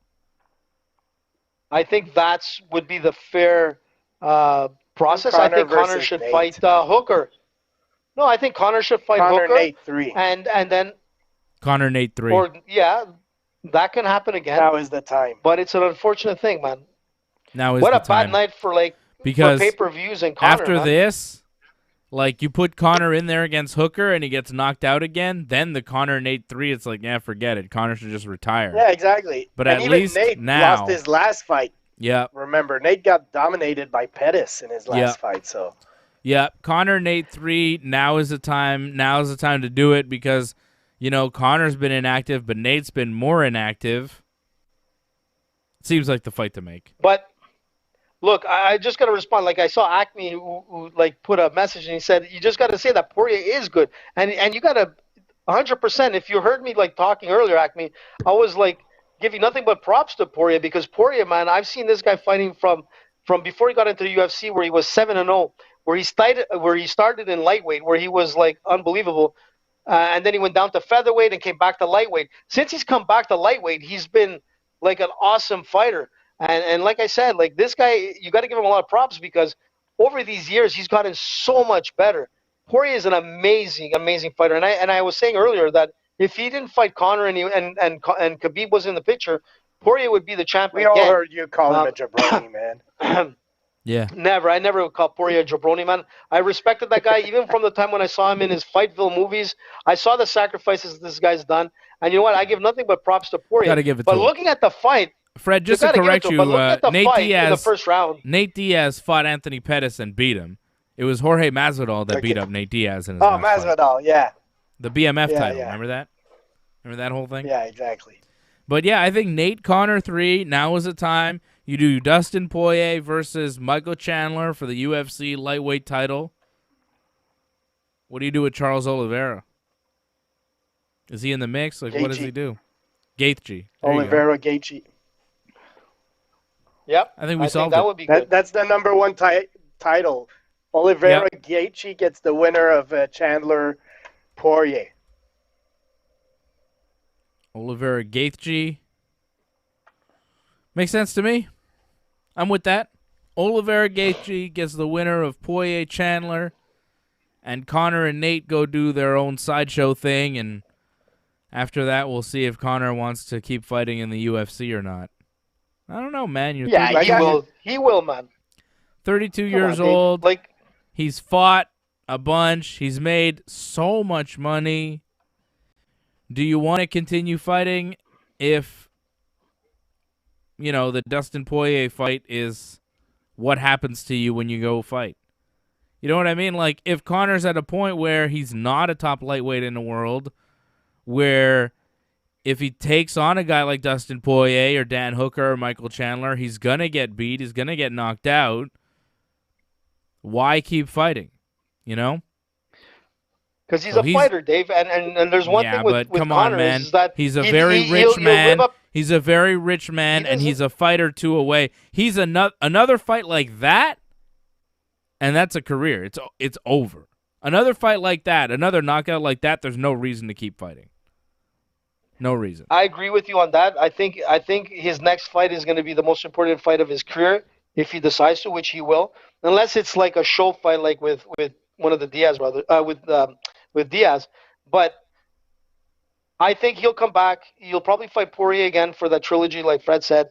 Conor is not done, that's for sure. But if he loses his next fight, it's going to be something to reflect and maybe think otherwise. But it's there's nobody there right now to really hype the train like Conor does. You can't lose a guy that can hype MMA like he does. Well, I think Jones is not fighting. I think we'll survive. I think the Conor show was good while it lasted, but I think it's coming to an end. That's my feeling on it. I think the Conor show is coming to an end. Look, if he could have fought like he did in the first round into the second, and we would have been singing a different tune, we'd be saying, you know what, this is Conor's greatest fight, and it proved that he deserves to be there. And well, if Conor would have won, we would be talking like, oh, Conor's really great, and he won, and everything's great. No shit, AJ. Yeah, but let's not forget his first round, which was amazing. And it's not was just a good round. It was an amazing round. It was a spectacular round. And the thing is that no, it wasn't just a good round, man. It was like he threw out everything, and it was Poirier also. Because look, I'm watching the sequence again. I'm watching the sequence again, and Poirier connected a lot of shots there. Conor's on the side of the fence, and Poirier's launching some big shots, and so there's a good little. It's not the story of one hit, man. Like Poirier still got that win and deserved it. Like he went and got it. I don't know. I think Conor, he needs to refocus. Like he said, be more active. Start off with Nate. Hopefully that could happen like early summer at the latest. And if he's impressive there, then maybe we could talk about him being back in the title picture. But even if you were to beat Nate, to me that's like it's an that doesn't put you back. Equivalent of Conor of Cerrone. That's not that impressive. Yes, it's a good win, but you know what, guys? Like I just saw a comment coming in from Acme, and he has a really good point. If you want to see something that can, be very interesting, would be Conor versus Tony Ferguson. Now that could be something interesting. You got two guys that basically got blown out in their last fights. That would be an awesome fight, and that fight would pretty much could put like the seal on the coffin for the careers. But that would be an awesome fight, like Conor versus Tony Ferguson. Man, people will come out to watch that. Yeah. Hey, I'm guys, into it, there? but people wouldn't watch it as much as Nate Diaz. Either way, I think the Conor McGregor. So? I think the secret is out on Conor McGregor. He's not who he was 5 years ago. I think that's what we've learned tonight. He's not the same guy. He's not as good. The Mayweather fight ruined his MMA career. Man. It did. What are you talking about, man? What are you talking about? On, do you not watch the fight? Did you not hear what I said? He's won one fight in 5 years. One fight in 5 years. That's not good. He hasn't won very much. Look, again, he lost tonight, but he fought well. His first round was a win. He won that first round. He lost the second. You know, that's what it comes down to. If he had a shitty first round, I totally agree with you and say Conor is done. But the way he fought in the first round, like there was no way anybody would have thought that Conor was going to lose this. Not you, not Freddie, and not I, and not anybody else that was watching. You know, unless like they chose Poirier to win from the beginning. But let's be honest, that first round of Conor's was enough to say this guy can't lose. But then he did. You know? And he did. You know, that's what happens, man. Shit happens, man, in life. And that was one of them. That's a moment where you wish you come back. Hold on a sec, guys. Hold on a sec. What do you mean, hold on a sec? No, I'm ending the show. I'm ending the show. Wait a second. I'm ending the show while AJ's gone. This is the way to do it. Get rid of AJ. All right? Hello. What is that? All right, thanks everybody for watching. We appreciate you. Thank you to our members, Patrick C. Hamilton, Antoinette. I see you. We appreciate you becoming members of the team. Don't forget to become a member of the YouTube channel. That way you get all sorts of cool emojis. All right? Antoinette agrees with me. AJ's wrong again. Thank you, Antoinette. We appreciate you. Become a member. Like this video. Subscribe to the channel. When you subscribe, click the bell so you get notifications every time that we are on.